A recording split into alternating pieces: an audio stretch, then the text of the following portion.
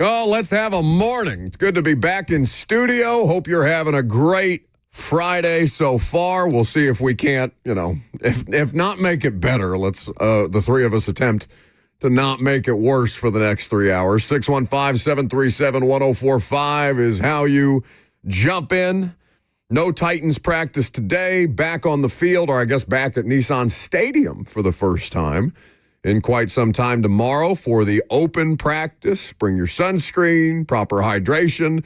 We've got transactions as well to start the morning. I'm sure that Ramon and Will touched on it, but the Titans have waived Colton Dowell, local product, who I know a lot of people were rooting for his success and hoping that he could come back from the end. By the way, it doesn't mean that he's completely done here, but just done for now, we'll say, is Colton Dowell, who was not dressed out for practice yesterday. I think we noticed as we were talking about the wide receiver position. But coming off that ACL tear, I think people were kind of cautiously optimistic about, all right, can he get back on special teams? Can he be next-gen NWI or something like that? And obviously, you want to see a local guy succeed with the local professional football team. But at least for right now, that's on pause.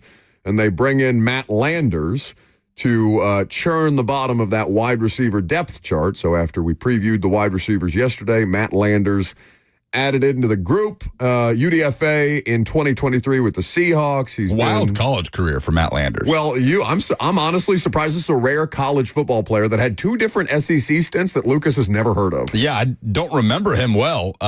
He started at Georgia, 3 years at Georgia, before moving up to Toledo for the 2021 season, and then finishing out his career at Arkansas in 2022, and had a big game, his last game against Kansas. And I remember that game. It was a triple overtime, crazy game in the Liberty Bowl in the 2022 season, and he was one of Arkansas's best receivers in that season, had a big year, and like you said, has bounced around, not even just in the NFL, has been a part of the Arlington Renegades and the San Antonio Brahmas. Well, yeah, you said that word correctly. Were you concerned? What is a Brahma? It's a bull. Okay. It's a type of bull. It's also a brand of beer in Brazil. Oh, I'm unfamiliar.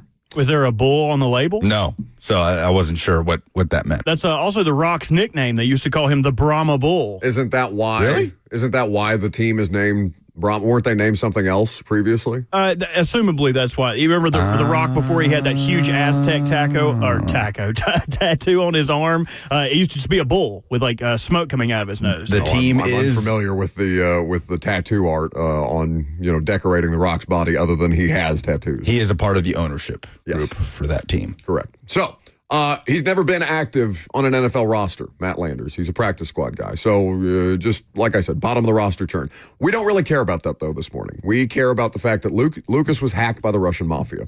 Allegedly. I think based on your so take us through the saga of how you realized that not an insignificant amount of money was missing from your account here recently for a number of purchases. You said not just one purchase? Three.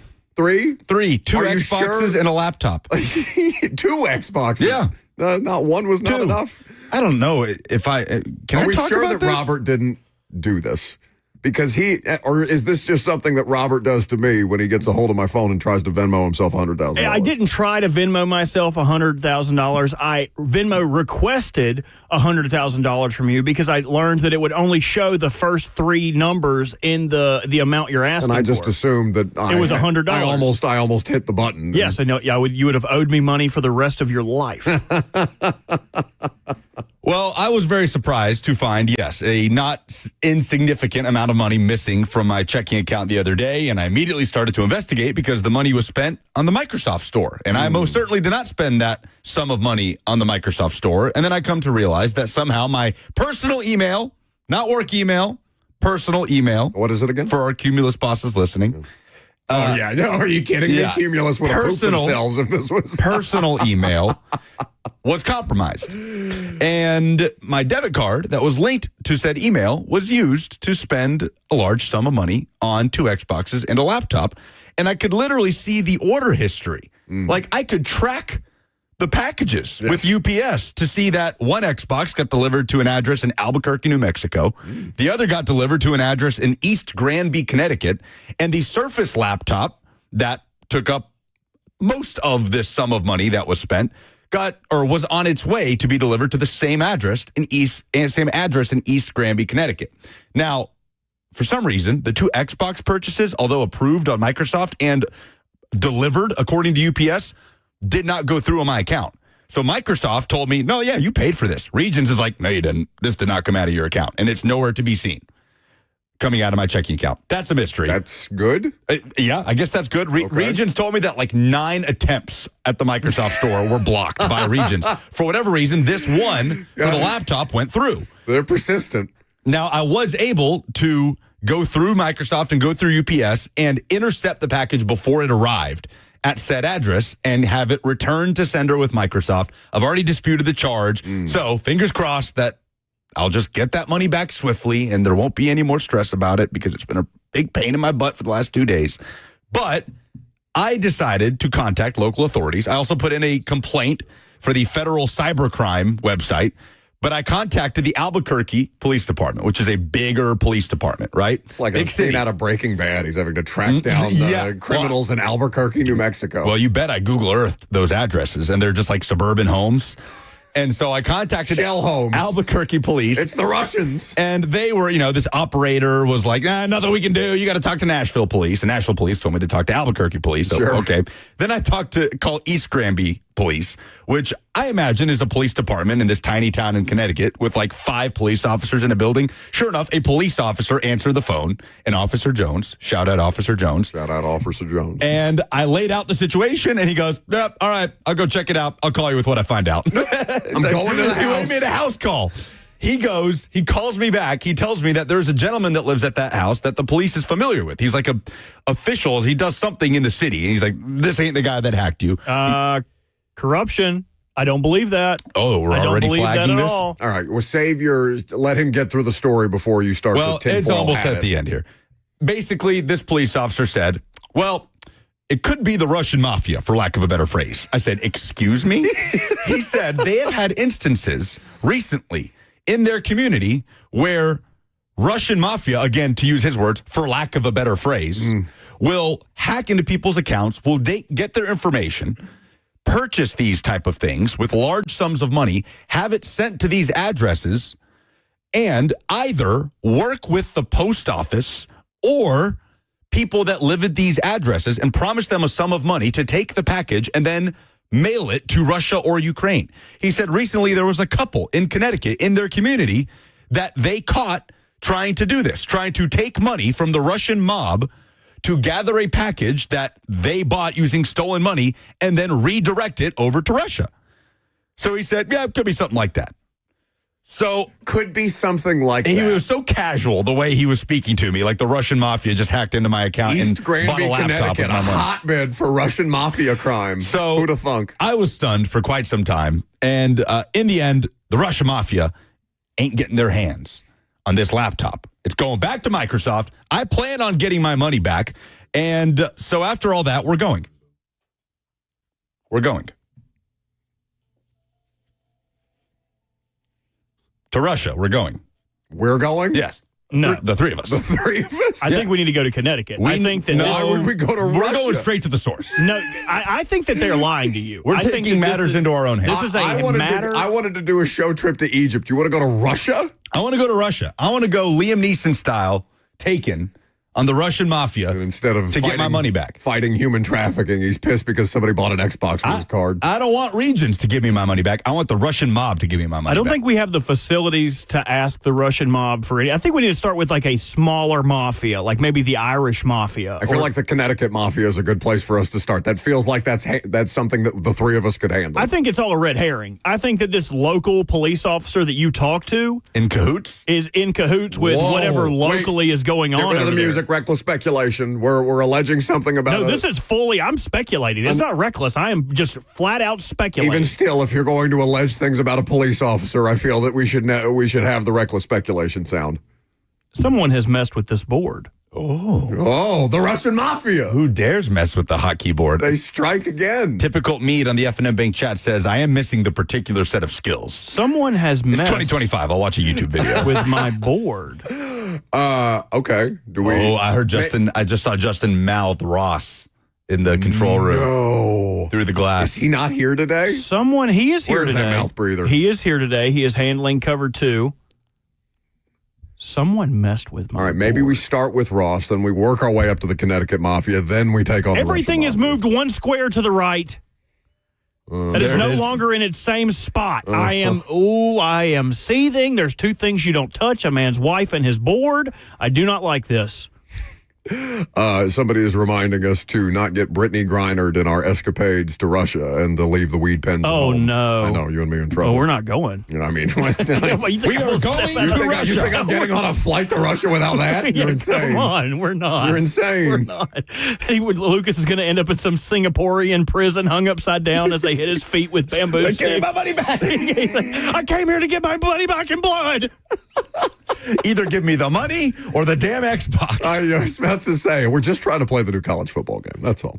Is that what the Russians are? Is that why they want the Xbox? I assume Vlad Jr. is out here winning a national championship with the Delaware. I don't know. Michigan's going to play Western Michigan in Germany in 2026. I don't know if you saw this. No, why? So For what? It's not that far off. Yeah, for what? Great question.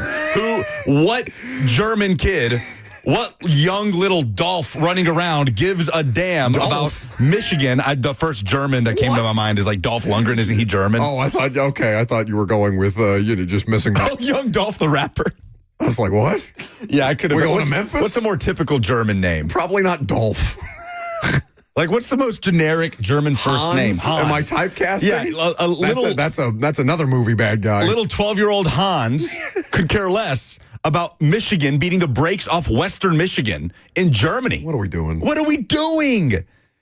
I saw that this morning. I did a double take, so that can't be. But you know what? Because we're going to do are we going to do a college football headlines edition? Because we've been obviously doing Titans training camp heavy. There's no training camp today. We'll do Titans stuff eventually. Not if someone doesn't find me where the daggum headlines music is because my board is messed up. Oh, Dolph Lundgren is Swedish. Should we call Ross? Should we call Ross and excoriate him on the air?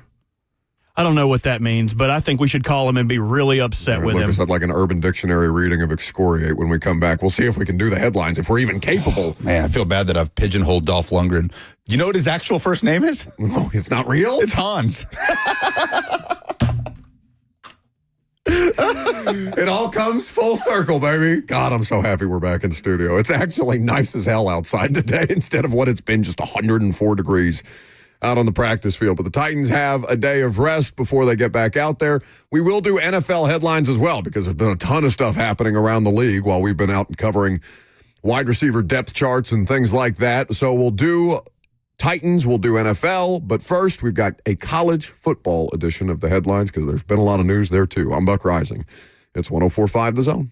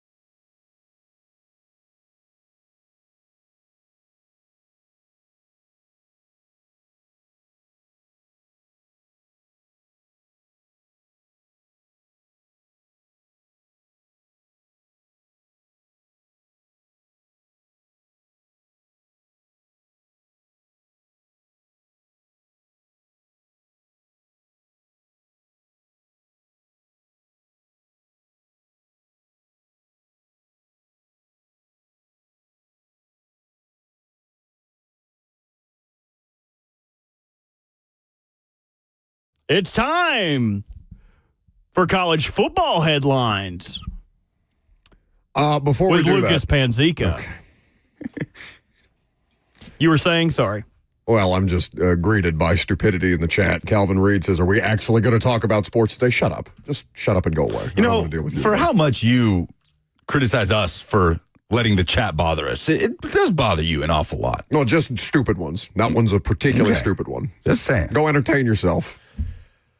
We're going to do college football headlines, as Robert said, and we're going to start locally. There's some national stuff to get to, including an executive order by the President of the United States, including some news about North Carolina after ACC Media Days, maybe trying to weasel their way into the SEC. But we begin, of course, in Knoxville, where this drama around Boo Carter is something that's kind of been building. At first, it was rumors swirling, rumors first reported by Tony Basilio, who's been a longtime show host insider in Knoxville, who, according to Tony, he said Boo Carter has been unplugged this year. That team leaders, Tennessee's Leadership Council, has taken issue with it. Adam Sparks has taken that a step further on Knox News, saying that he's not with the team right now. He has missed numerous team activities this year, and team leaders have confronted Boo Carter. Things have reportedly gotten heated between team leaders and Boo Carter, and he is currently on the West Coast in California, not with the team. His status for the 2025 season is completely unknown.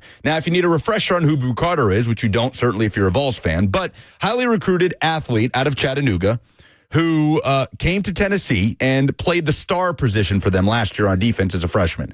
Played good football on defense for Tennessee. 28 tackles, an interception, a sack, expected to take a step forward in the defense and on offense as he flashed in the punt return game, showed what he can do with the ball in his hands, and it was kind of a point of contingency for him going into last spring, where there were rumors of Boo Carter potentially entering the portal, trying to leverage his situation. If he was going to come back to Tennessee for his sophomore year, he wanted more money, and he wanted the opportunity to play offense. He got both. He got a new deal, and he practiced a lot on the offensive end throughout the course of spring ball. And now here we are in late July, and there's all this drama around Boo Carter, and we have no idea if he's going to be with the team. This was Brent Hubbs earlier today on the morning show with Ramon and Will, updating Boo Carter's current status with Tennessee football. There's a path for him to be a part of the team, but obviously he has some things he has to do, and he has to make amends with some people on this team. And we'll see. Tennessee is off this weekend.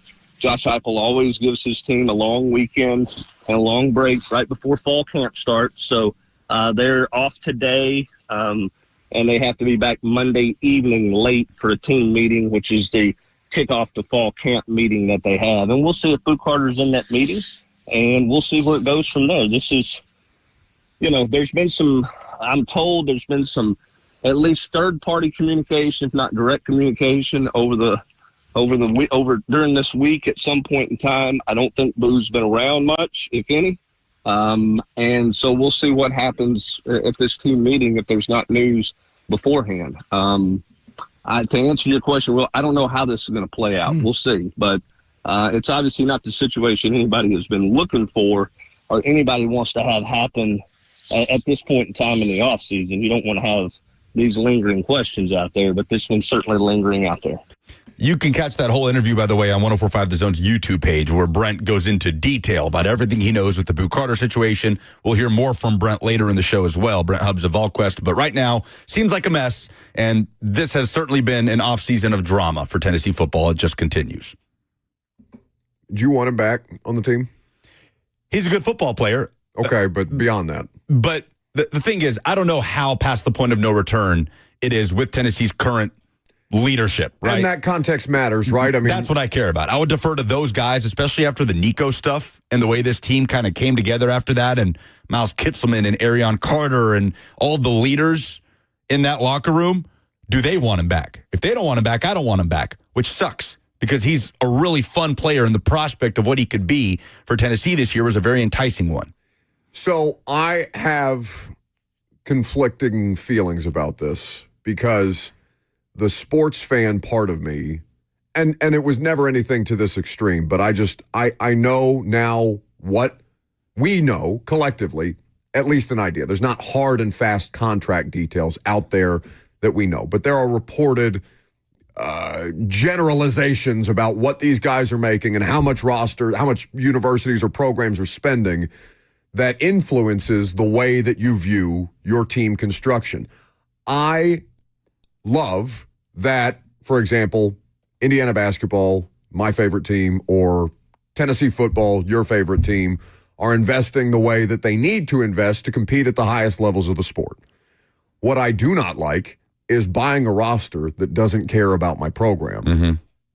Because and not with like a situation like Nico or even Boo Carter, because these seem like pretty extremes. Maybe this stuff is happening elsewhere and we're just not paying as close attention to it because these are, I know Knoxville is 2.5 hours away, but hyper local for University of Tennessee fans. I watched a basketball team last year that cost between $13 and $15 million, not give a damn. And I didn't like them. I didn't like my favorite team, or I didn't like rooting for my favorite team because the people on the court for my favorite team didn't care as much as I care. And I know that's something that I get on fans about professional sports, but I think that's been the differentiation. The reason why college has that authenticity to it is because a lot of times the players care as much about what's going on the field, as much about contributing to the program, as much about being a part of the program, not just in the immediate, but in the long term, like being able to come back and have a home wherever it is that you played college football or college basketball or something like that. It means, not to be cliche here, but it means more at the college level, or at least it used to. Now with the finances getting involved, you've seen that be chipped away at. And so from a fan standpoint, my knee-jerk reaction, if I was a Vols fan, I'd be like, get him out of here. Yeah. And I know he's a good football player, but like, is he such a good football player to put up with this nonsense? Because you are going to run into circumstances like this every year at some program, not specific to Tennessee, but somewhere out there in the landscape of college sports, there will be stories like this as long as the current financial situation exists. But I'm just to the point, like as a fan, where I'm like, all right, get somebody that wants to be here. If it's going to be this much hemming and hawing, like you can pay somebody a fraction of what you're paying this kid, and maybe he's not quite the player, but like if he cares more, that shows. If it's not just about the bag, that shows. And I hate that that's where it's at with college sports, because you don't want to make your roster worse if you don't have to. And again, the context of how the locker room and the coaching staff feels about it matters more than how our initial reaction would be. But I don't know. I watched last year's basketball season. I was fed up with it. Yeah, it's exhausting, right? I mean, again, he just got a new deal. Like, he just got it. And we have Karen in the FNM Bank chat saying he's probably going to California with Nico. Brent Hubbs said this morning he doesn't know what has Boo Carter in California, but he has no reason to believe that he's there with Nico or to join UCLA or that those were tight. And that would be a very tinfoil hat way to approach this. And then we have a question from Tyler. The portal dates have passed, so would he just be out for a season? And we'll hear from Brent later on that. When we do SEC Stat of the Day, we'll look deeper into Boo's impact on Tennessee last year, how they would replace him, and what Brent had to say and what Boo Carter's recourse would be. But it's just exhausting. There is at the very least, we think we have this thing where, okay, yeah, it sucks that after the regular season, the winter portal, players can leverage their situation. And then spring football comes and goes, and there's the spring portal, and they can just do it again. The same player that said, I'm leaving if you don't get me a new deal in December, can say the same thing in March, right? But after that passes, at the very least, you go into the summer thinking, okay, at least we know this is our football team. There is no window for them before the season. Going into this regular season in a couple months, this is our football team. And then this stuff just continues to happen. And you're like, okay, well, is it? Like, nothing is a sure thing. And it's just exhausting. It's literally never ending. And it's easy for us to say, it's CBA. That's the only way to fix it. That's a hard thing to accomplish in a sport where players are cycled in and out on a 2 to 3 to 4 year lifespan, so to speak, in terms of their career. Two quick things before we move to the next college football headline. Karen on YouTube says, this is what happens when you pay college athletes. They have no pride in the schools they go to. I just don't think it's a blanket statement that you can cast out that way. Because we have had 2 examples here in Tennessee, right, where that seems to at least have been a part of the equation. I know Nico's talking about his family, which we'll get to later. No, we'll get to Nico. We'll get to Nico. The way that he grinned when he said, we'll get to Nico. Anyway, I don't want to make it an indictment of all college athletes that are making money just because there's a few malcontents out there. Like, on aggregate, this is a good thing. There will be instances that will be covered more than all the good that this is doing for players' families, for the good of the sport, honestly, and what has been unpaid labor for a long, long time. So I don't love that generalization, but I understand why Karen would go in that direction. And then the other question from Taylor H., which we don't have the answer to, is there something about Tennessee that is bringing about more instances of these, or is it just pure happenstance? Again, we don't have the answer to that question, but it is at least worth considering, okay, is there any fault on the University of Tennessee side? Because they've been really a model student as far as how to handle NIL and how to work with the collective and how to work with, state and federal government, essentially, to be on the forefront of this. But it doesn't mean that they're entirely infallible. So we don't know that they've done anything wrong here, but just, to not put it all on the player because we don't have all the details here, there could be information that comes out to that effect. We just don't have that information right now. They dealt with a little bit of this last year with James Pierce Jr., the edge rusher. Tony Basilio had talked about that. Adam Sparks talked about that as well. And there are quotes from Rodney Garner heading into the season last year where he's saying, James Pierce Jr. can be an elite talent, but he has to learn to be a pro every day, not just pick and choose when he wants to be a pro. There was frustration similar to this with James Pierce Jr. They figured it out, and he played football for them last year. He wasn't the number one pick like some people thought he could be, but he was a first-round pick, and now he's got a chance to prove himself in the NFL. But this is different, right? After you had the Nico debacle, and you had Josh Heupel saying no one's bigger than the power T, and now you have this happen. I don't know why it's a common thread for Tennessee with Nico. The dad is kind of the outlier. With Boo, I don't know.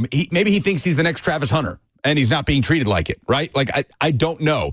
Colorado recruited him very heavily out of high school. I don't know if he suddenly has had this change of heart where he thinks to be the next Travis Hunter, he's got to go play for Dion.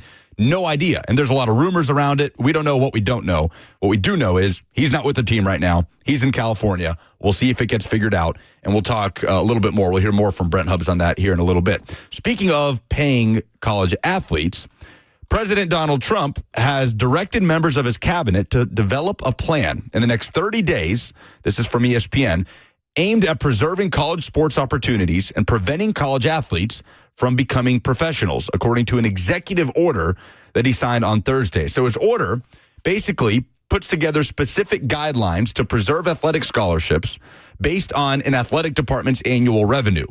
And it declares that schools should not permit athletes to accept third-party pay-for-play payments. The order states that Secretary of Education Linda McMahon, that is Vince's wife, correct? Vince McMahon. Ex-wife or current wife?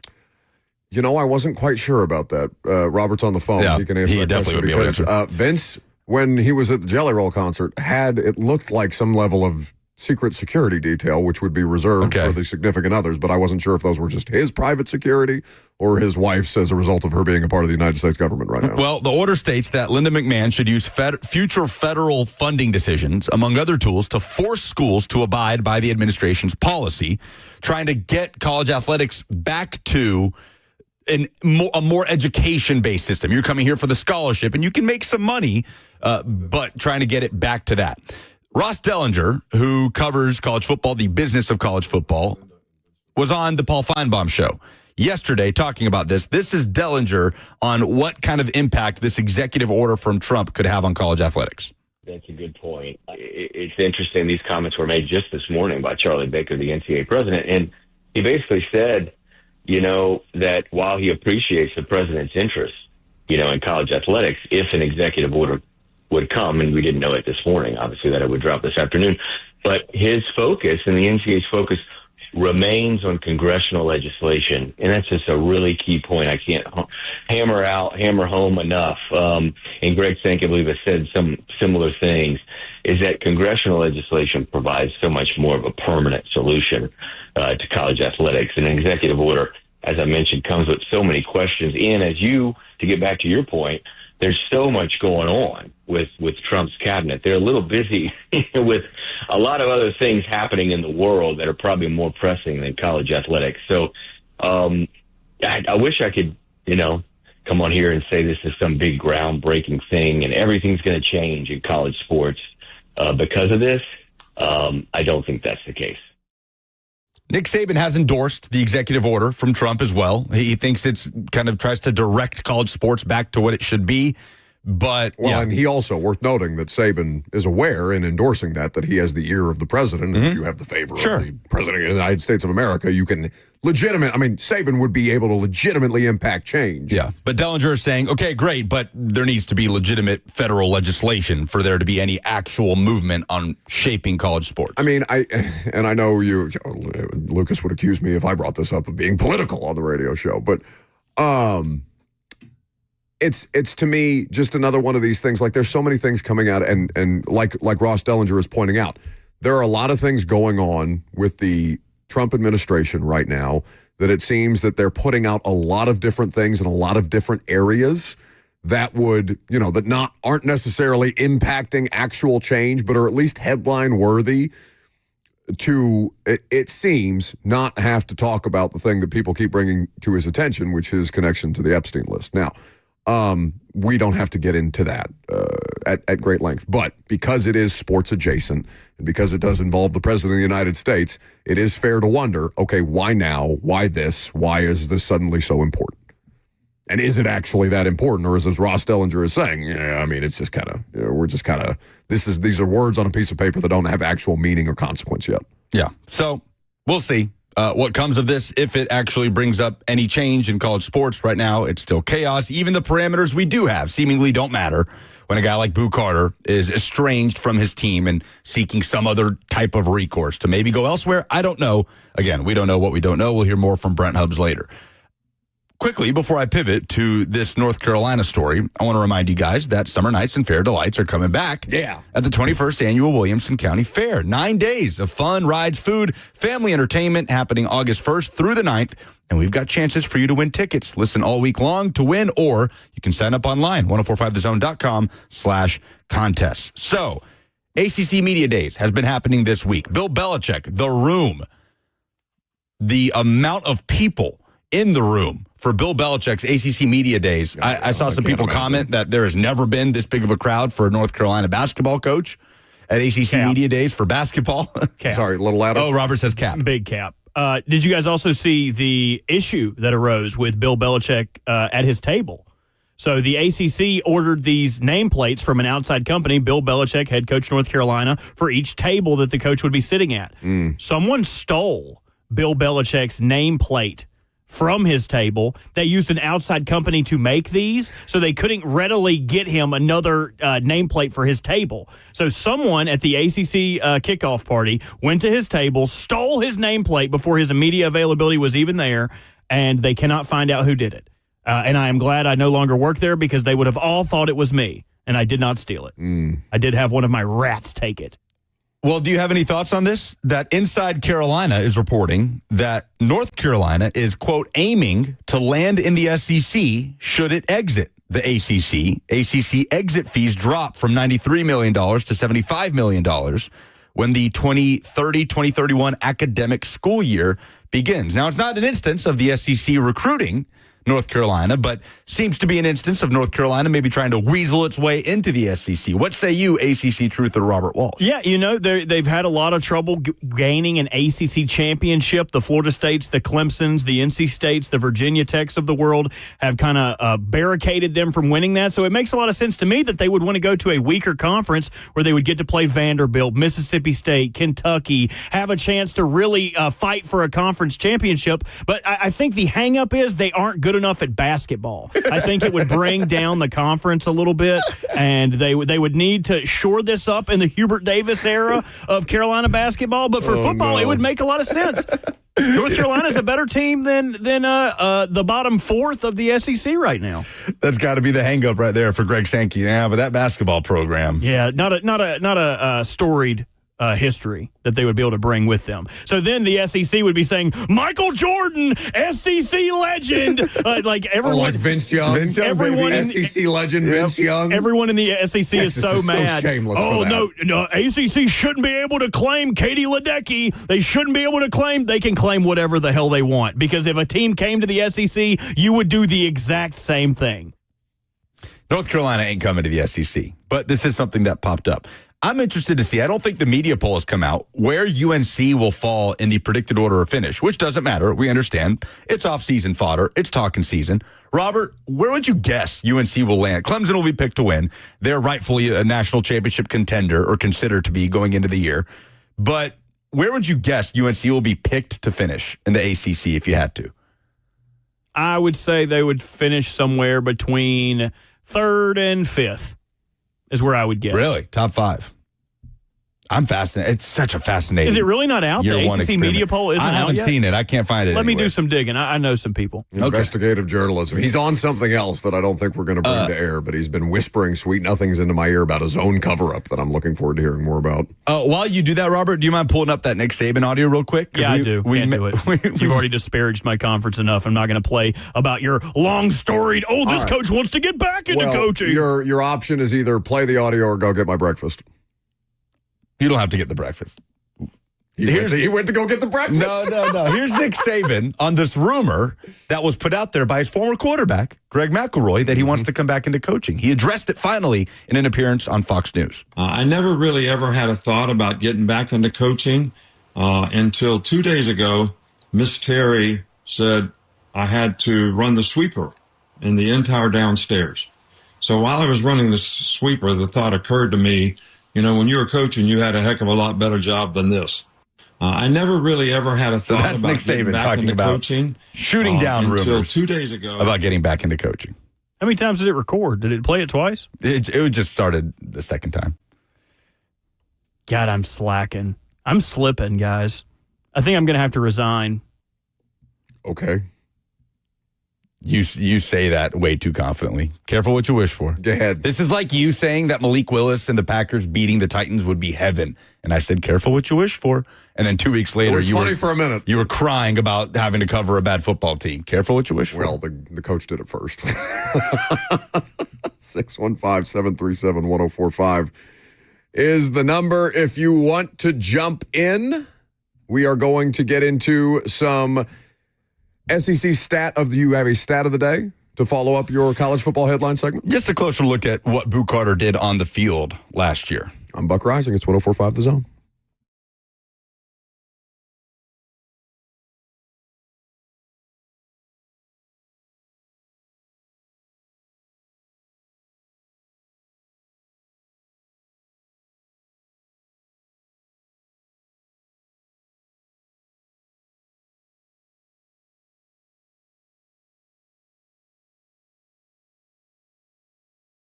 Lake lovers, listen up. Tennessee National Lakefront Resort Golf and Marina Community is releasing a brand new phase of lake lots, one day only, tomorrow. That's tomorrow, Saturday, July 26th. You can get a cottage package with a boat slip from $359,900, a 1.5 acre lake lot with a covered boat slip from $99,900. Move-in ready homes with free upgraded outdoor kitchen, $30,000 off. Private golf cart access to a new marina and resort. 10 miles of walking trails, 3.5 miles of shoreline. Brand new 26,000 square foot clubhouse, waterfront concerts, pickleball, pools, on-site coffee shop, and much more. Play on the lake or simply relax at the waterfront restaurant just over 20 minutes from Knoxville, Tennessee. Financing is available. Celebrate the lake life and make memories. This limited property release, Saturday, July 26th. That's tomorrow. Visit TennesseeNational.com or call 865-408-9992 to secure your private tour. Memories begin here at Tennessee National.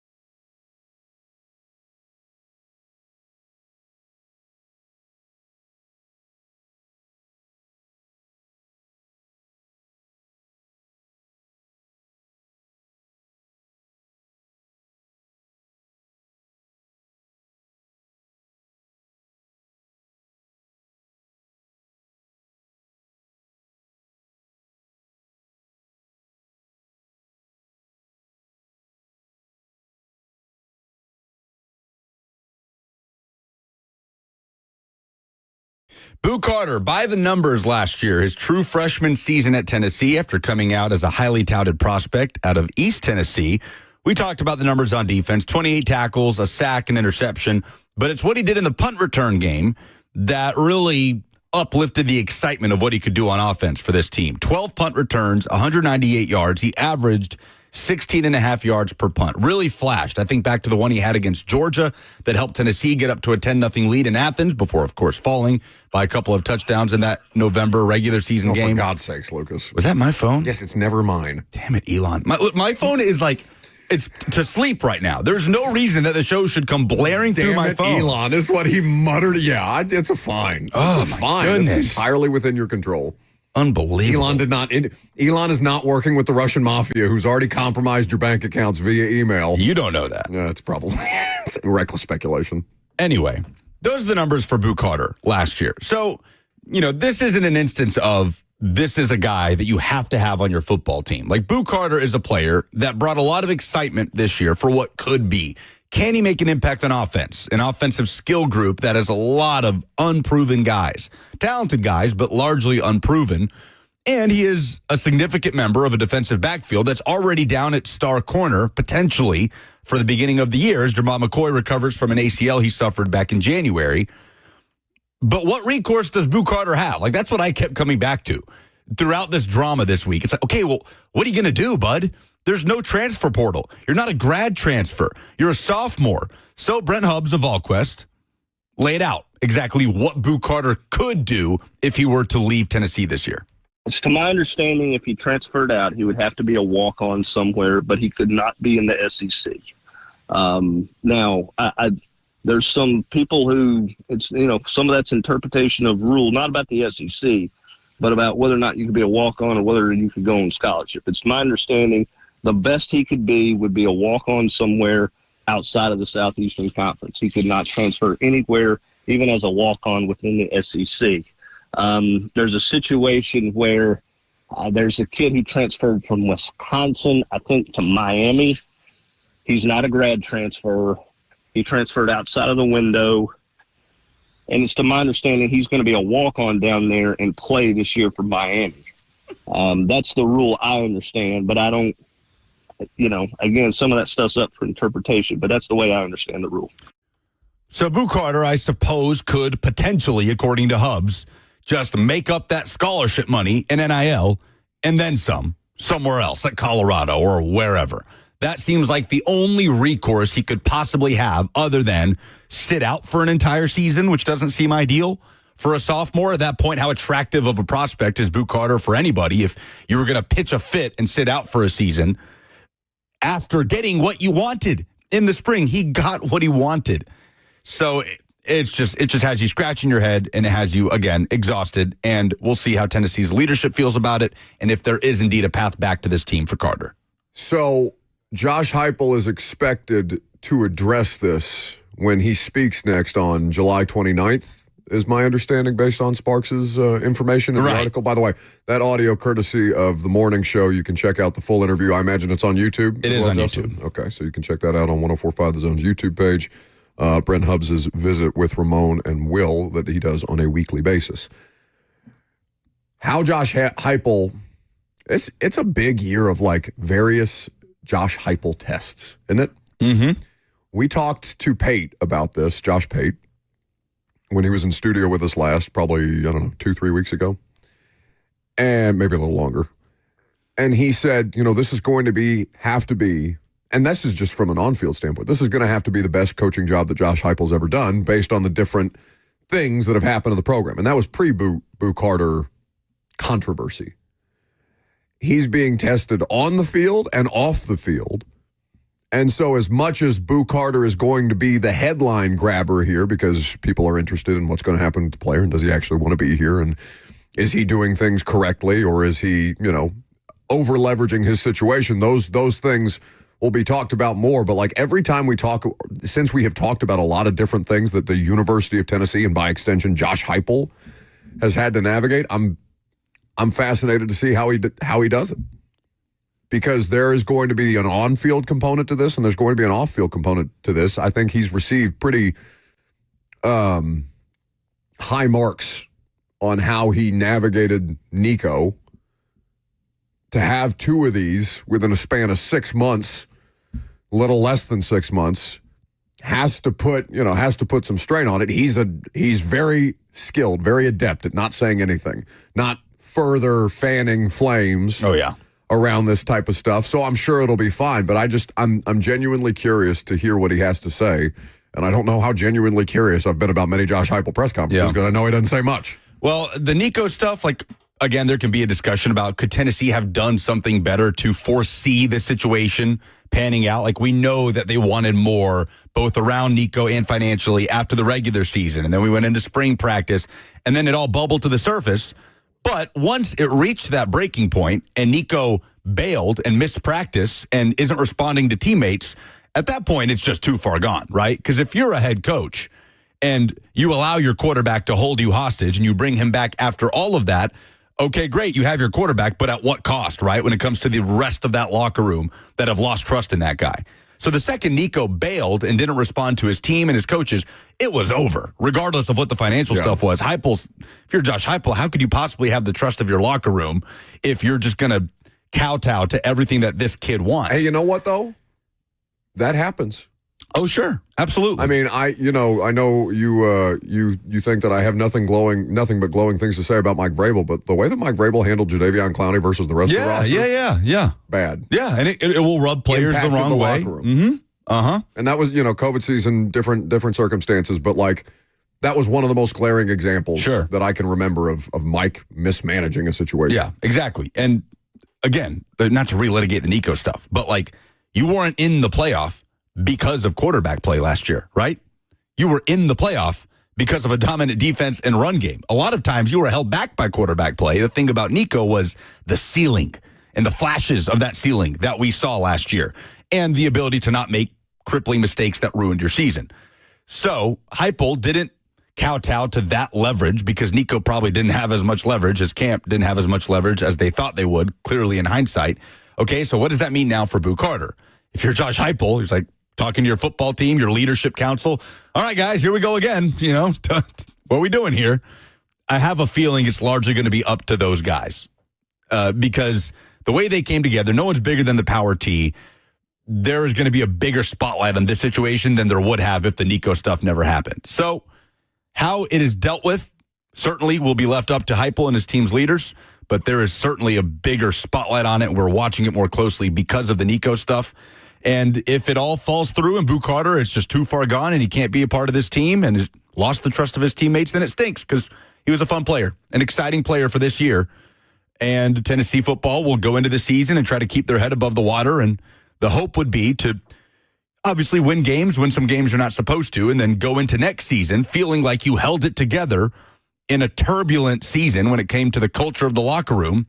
You held it together and you've got the number one quarterback coming down the pipe. And the talent of the roster continues to elevate. You have momentum in recruiting, but it'll be up to Josh Heupel and this team to hold it together that way down the stretch, and we'll see if Carter is a part of that. 615-737-1045 is how you jump in if you have thoughts about this. We'll get back to NFL stuff here in just a second. In fact, we have NFL headlines, and we have Coach Dave McGinnis of Titans Radio in the next hour. We also have Friday Fire. Robert looks like he's in the middle of something, but do we have things to give away? Nope. Do I yell at somebody who forgot to fill the nebulous prize bucket? That is for you to decide. Okay, I might just. They have an hour. You've been warned. All right, so NFL headlines coming up next. Coach Mac, Friday Fire, all good things. I'm Buck Rising. It's 104.5 The Zone.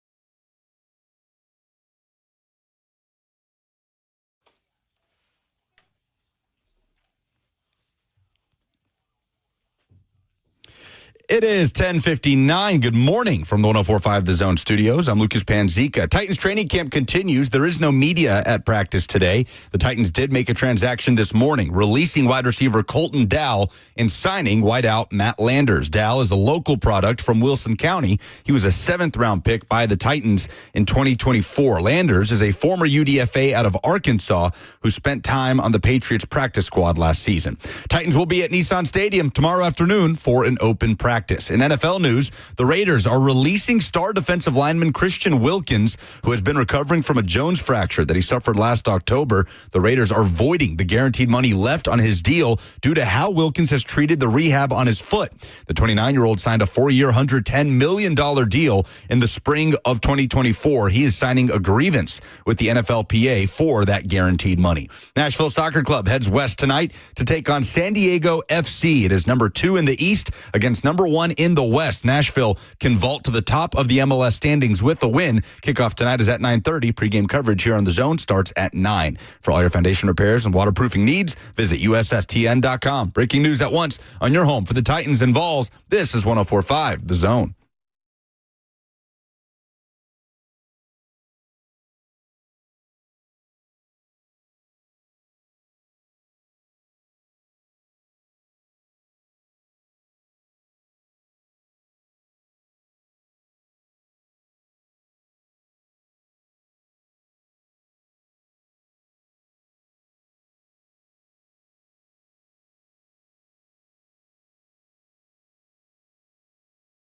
Second hour underway. Happy Friday. You made it.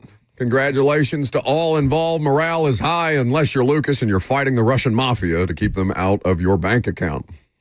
You don't get that reference, go listen to the first hour of the show. 615-737-1045 is the number if you want to jump in. You seem a little more calm today, though, since you've spoken to law enforcement about the nefarious transactions of 2 Xboxes and a laptop being bought on your account. Do you at least feel like you're headed in the right direction? Yeah, like I've got the claim in with my bank and I've got all the proof I need to show that this money was purchased without my authorization. So I think I'm okay. I felt bad yesterday, like making you do the show nobody made you do the show. I think we offered to let you go handle it. Everyone offered for me to go deal with it, but go deal with it. I'm a trooper. I know. Oh, I know. Okay, a martyr. You guys consider me a hero. I respect and accept that responsibility. Oh, yeah, many people are saying. Anyway, we are going to get back to some NFL discussion. Obviously, the Titans not having an open practice for media or fans today. They'll be back on the field tomorrow at Nissan Stadium for the open practice. For those of you in attendance, Lucas and I are going. I know Titans Radio is working through some logistics on stuff at the stadium, so that will be a good time had by all. And I think it's just, despite the oppressive heat out there, I think it'll be great for people to get out there, get an opportunity to see Cam and the offense and everything else that you've been clamoring for if you haven't gotten the opportunity to attend a training camp practice yet. So I did get confirmation that you will be able to hear Taylor Zarzour and Coach Mack over the PA system, calling the game, calling a little bit of it, so you can get a feel for what the tandem would be like. A little taste. Nice. We're just out here giving people a little taste. Well, Titans Radio out here giving people a little taste. No pads tomorrow, no. Right? Okay. No pads. No. First day of pads is Tuesday and Wednesday. They will have something Monday, but apparently that's not open either. They are also, and I think we said this yesterday, but Brian Callahan mentioned it would be a particular emphasis on the red zone for the offense and the defense at the stadium practice. So for those of you interested in that, I'm sure there will be, passes down the field and things like that. But I think that is where their situational football focus is going to be if you were wondering what they might do. I'm sure they'll have other things to keep you entertained and, it'd just be fun to watch football. Touchdowns. We like touchdowns. Yeah, I would love to see more touchdowns in Tennessee this year. So, we did college football headlines in the first hour because there's been a lot of college football news swirling around that obviously we haven't got to because we're out at camp. We also haven't gotten to news around the rest of the NFL. And before Coach Mack joins us to talk about the first week of Titans training camp, let's do some NFL headlines as well. Thought you were going to get me.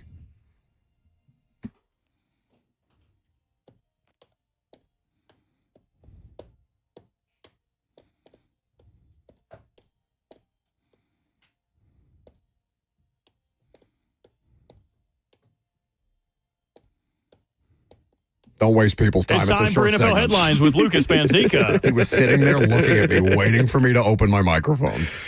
Well, the lead story right now in the NFL is this situation with Christian Wilkins.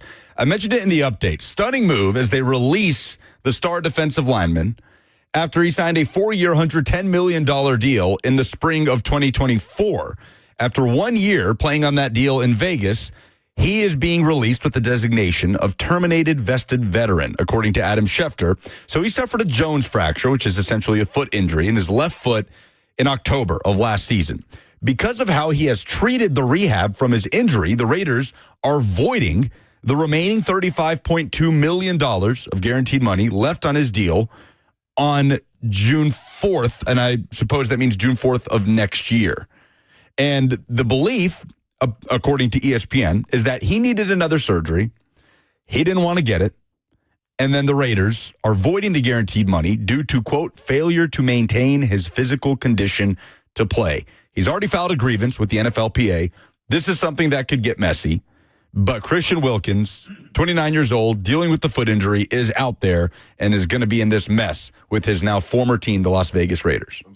I'm sorry. Got to turn your mic on and talk.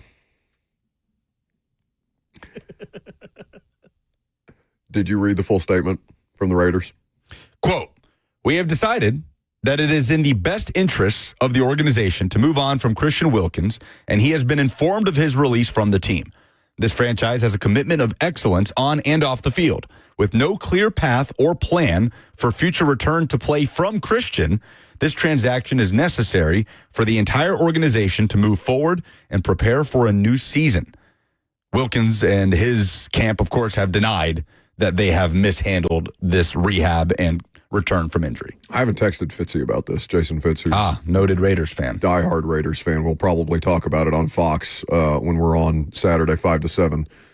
But Tom Telesco, the general manager that was there for a year and got fired, signing Christian Wilkins to this 5-year deal, and then, the 4-year deal, but yes. 4-year deal. It's Spytek, John Spytek, the general manager of the Raiders, coming in the next year and being like, all right, we can't work with this player. And Christian Wilkins has been a good player prior to the injury.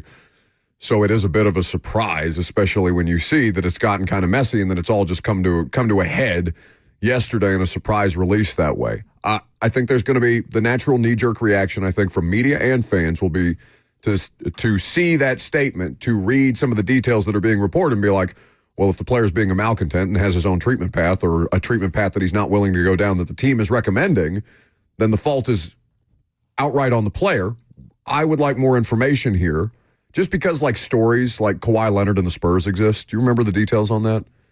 Where remind me. There was such a bad falling out between the organization and the player about how to handle the rehabilitation for his knee that Kawhi Leonard essentially forced himself out of San Antonio after winning a championship there.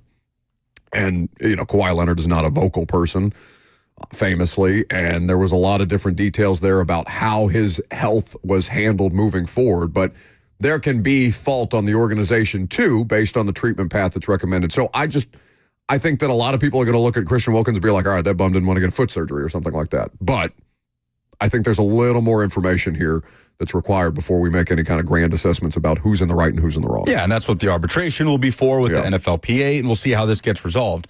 I have already seen plenty of Titans Twitter with stars in their eyes thinking about a defensive line made up of Jeffrey Simmons, Devondre Sweat, and Christian Wilkins. And for me, that's the same messaging that we've put out there for the likes of Myles Garrett and Trey Hendrickson, is your team is not in a position to make that kind of move right now. Because you'd still have to trade for his rights. Yeah, and he would still have to recover from injury. Yeah. And there would still be this mess hanging over it with the situation with the Raiders. So, too messy. I think that's one that you probably, if you're not going to trade for Trey Hendrickson at a desperate position of need, you ain't going to bring in Christian Wilkins, right, in the midst of this situation. Do you guys want to hear a weird note on Christian Wilkins? So he he likes to oil check people? Does he still do that? I assume so. He was a wrestler, so, that's a classic wrestling move. Can't get somebody to turn over. You remember that, Lucas? No. He likes stick a thumb in there. Likes to stick a thumb in. In a game, to get any I don't know what he does in his own edge. time, but Any edge. That dude is a monster at Clemson. So my whole point, he was a 24-year-old rookie. He was a 24-year-old rookie. He signed to Clemson as a 5-star freshman. So, he was a 20-year-old freshman at Clemson? He was 24 his freshman year. I don't remember that specifically. I mean, he just keeps getting older. No, he was 24 his rookie year in Miami. 57. In 2019, he was 24. So then 2018, he would have been 23. Math. 2017, he would have been 22. 2016, he would have been 21. He was 2015, he would have been 2020. He was 20 years born old. in 95. He is almost the exact same age as me, 29, and he finished college in 2018, which is also when I finished college. So, I don't know. The timeline seems okay to me. The number is messed up because it's saying that he was 24 his rookie year with the Dolphins. You are on a streak of Big J Journo investigative reporting. I don't trust his Are you reporting that age. Christian Wilkins has been lying about his age? He was think he 19 as a true freshman. He turned 20 in December of his freshman year in 2015. Okay, so he failed a grade somewhere. That's an old boy. So a Jones fracture for a player that size is a difficult situation to navigate. And I not having any idea of what evidence he's going to present in his NFLPA grievance filing and things like that, there's probably a situation where he stands to recoup some amount of money, right? I would think. Like, I don't know that he's going to be just completely out on this. I would imagine that there's going to be some level of settlement, for lack of a better term. And we were talking, was it yesterday, about the time the Raiders just didn't have money? Yeah, but that's not the case anymore. I know, but it's just ironic, some coincidence there that the next day the Raiders are releasing this guy, and we're not going to pay you either. I mean, that's one of the most, well, we have more headlines to get to. We don't have to get bogged down in that. Up to Pittsburgh, where Aaron Rodgers has completed his first training camp practice as the Steelers quarterback. Fans were in attendance to see literally the first throw of training camp be intercepted by linebacker Patrick Queen. Yes. I love this from the ESPN article. Patrick Queen picked off the opening throw from the four-time MVP, prompting loud oohs from the crowd of a couple thousand at St. Vincent College. Yeah, and I'm sure Steelers fans were real quiet in the stands about that one. Rodgers said, quote, "It's good to get that out of the way. Rodgers, you bum!" Anybody that's watched me practice over the years, you like to try certain throws at certain times, and anybody that's watched me in the games knows I've been pretty stellar taking care of the football over the years. It's going to be a good challenge for me throwing in this heat every single day. I look forward to it, but I'm going to throw some picks. I'm going to throw some touchdowns too. So first thing he said was good to get it out of the way. First pass as the Steelers quarterback in camp picked off. Obviously, we're going to make a big deal about it, but Aaron Rodgers and the hype around Aaron Rodgers, fans were in attendance to take it in. Just a little bit of comedy to it. That's all. I hate that I have to wait until December 7th to play this old man. You better hold your body together. They better bring some kind of Cybertronics, whatever they held it. That's so they did for late. Darth. That They do is this so late for every Ravens, single- Steelers. Why? They do this every single year. I don't know. And we Is play. it just because they're waiting for the games? I mean, these games are always hugely consequential. It's not like if you played them in November, they would have any less juice. I don't know. They always stack our AFC North games to be like bang, bang, bang, bang, bang. I think last year we played the Steelers, the Browns, the Steelers in 3 consecutive weeks. So The Titans had a weird wrinkle for a couple of years with the Texans like that, where they played the Texans like twice in 3 weeks. Yeah. So this just ticks me off. There's no way this dude's body holds up for 4 months of the NFL season to watch that offensive line. I would hope that he could make it. Maybe he pulls a Russell Wilson, gets hurt in preseason, doesn't play the first few weeks, and then comes back for this game. Hurts my feelings. What about, I mean, in fairness, he's going to be an easy target, and fans are going to overreact to interceptions thrown in training camp. But in reality, like if we're going to talk about Cam Ward as, I'd like to see him make more mistakes early. And then as we get further into camp, I would like to see those mistakes be ironed out. I mean, Rodgers, that is the correct way to approach this. I got it out of the way. I imagine that he is going to be just fine. Yeah, it's funny to point and laugh at, but it is not a big deal. And Rodgers, I think, is going to give the Steelers as good of quarterback play as they've had since the end of the Big Ben era. Yeah, it was pretty bad there at the end. Yeah. I mean, Ben was just shovel passing at 4 and 5 yards at a time. Since the last average Big Ben season. That undefeated Steelers team that came to town in the COVID season where Ben is just picking on, what was it, Ty Smith, the corner at the time? But it's not even like chunk plays down the field. Yeah. It's just paper cuts to death. Well, last one here, because the Steelers open with the Jets week 1, and a lot of eyes will be on that game for obvious reasons. The Jets quarterback, Justin Fields, as we know, was carted off the field the other day. Not going to be that serious. dislocated toe is the designation. He will not miss significant time and is considered day-to-day. He's back today. He was back today. He didn't participate, though, in team or individual. He's just out there. But day-to-day, nothing significant. Anytime you hear carted off, obviously, eyebrows get raised. Well, and I want to make sure that we clarify that because the aggregators out there on social media are annoying for a couple of different reasons. He wasn't actually carted off the field. He walked to the sideline and then left the sideline on a cart. Oh, because we all see the people that aggregate these things for, when you pay for a blue check mark, you have the ability to earn money if you get a certain amount of engagement.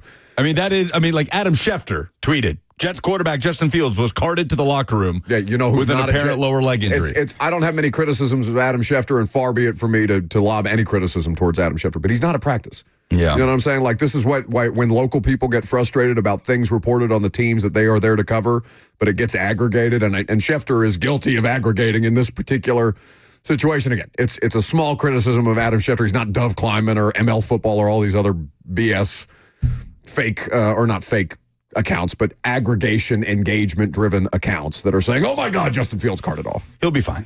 A little bit of context required there. One more or no? That's all we got. Okay. Not a very newsy first week of camp across the league. We'll see if that though. changes. That's good. I would rather have it calm, smooth sailing, no injuries of great consequence to talk about, and that is always a good thing. What we do have to talk about of great consequence is the first week of Titans training camp is in the books. Coach Mack will join us coming up next.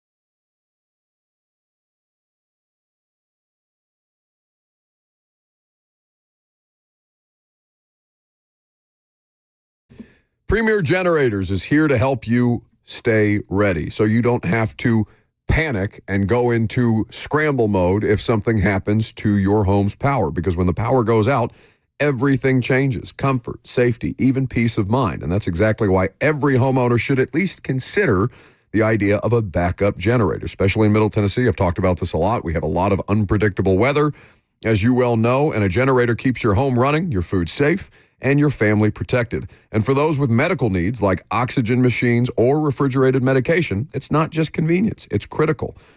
For Premier Generators, it's not just about equipment, it's about caring for their customers. And that's exactly why they go above and beyond to make sure that you avoid the risks that are real, like spoiled food, frozen pipes, lost communication, and just additional stress. The biggest one, of course, is feeling unprepared when your family needs you the most. Premier Generators believes in helping people avoid that moment and continue life as normal if a situation should happen to you. So visit them online at premiergenerators.com. That's premiergenerators.com.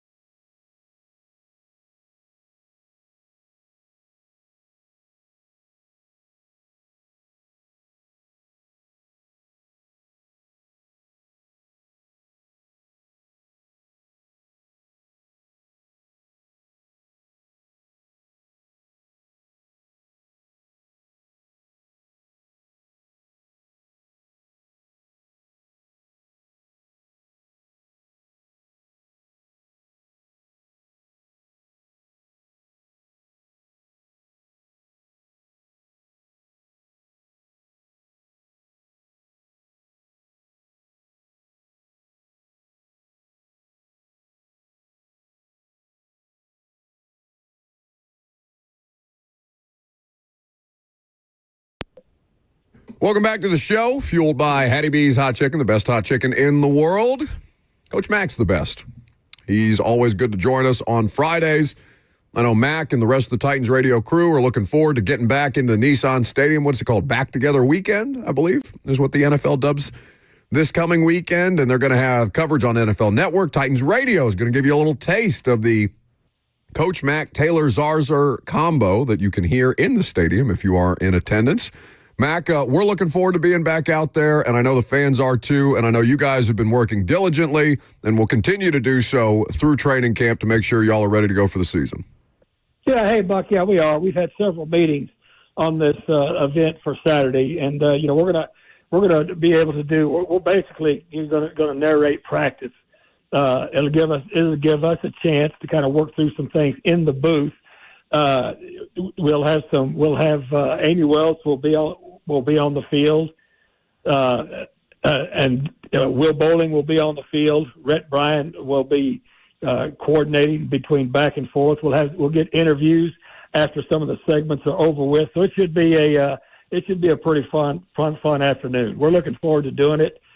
Just got through with practice here today.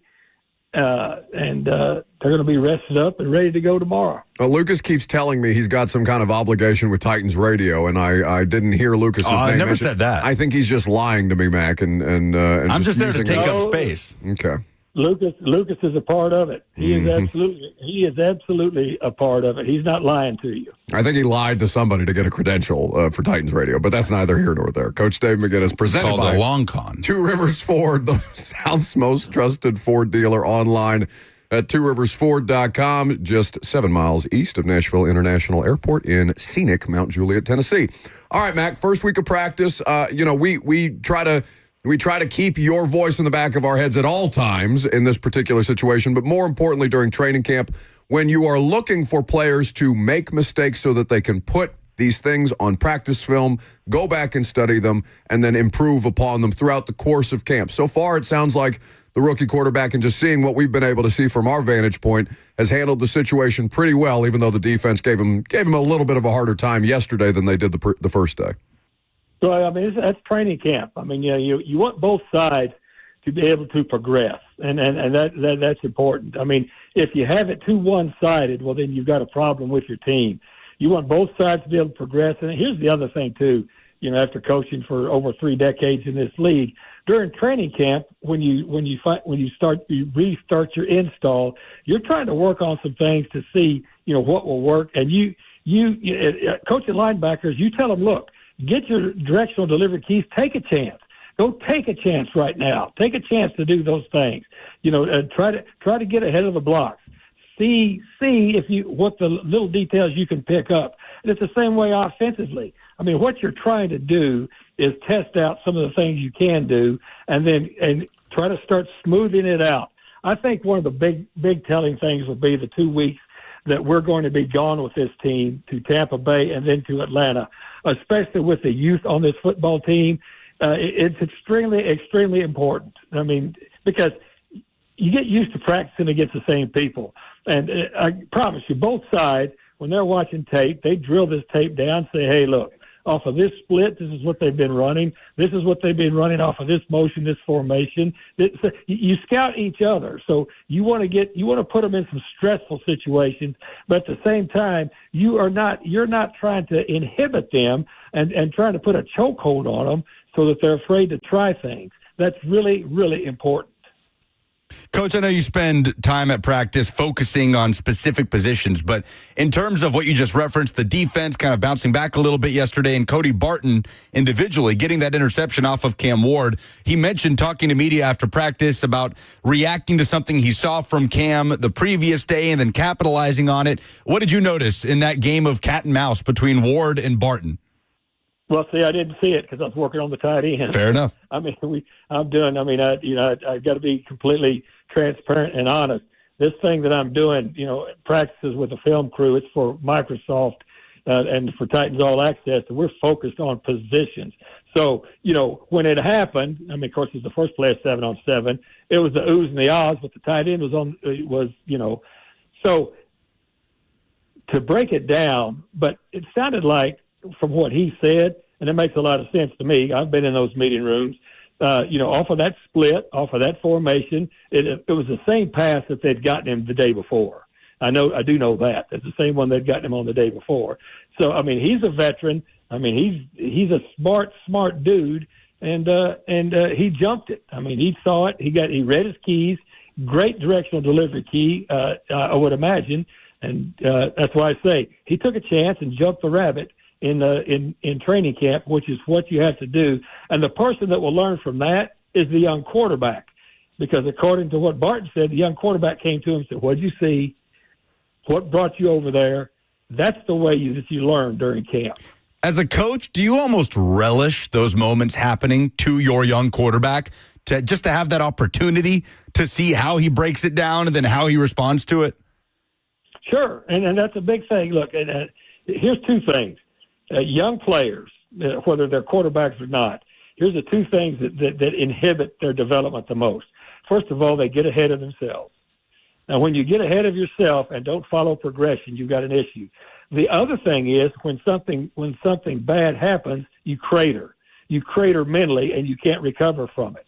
I've been very impressed when something has gone. He has tried to find out why it happened.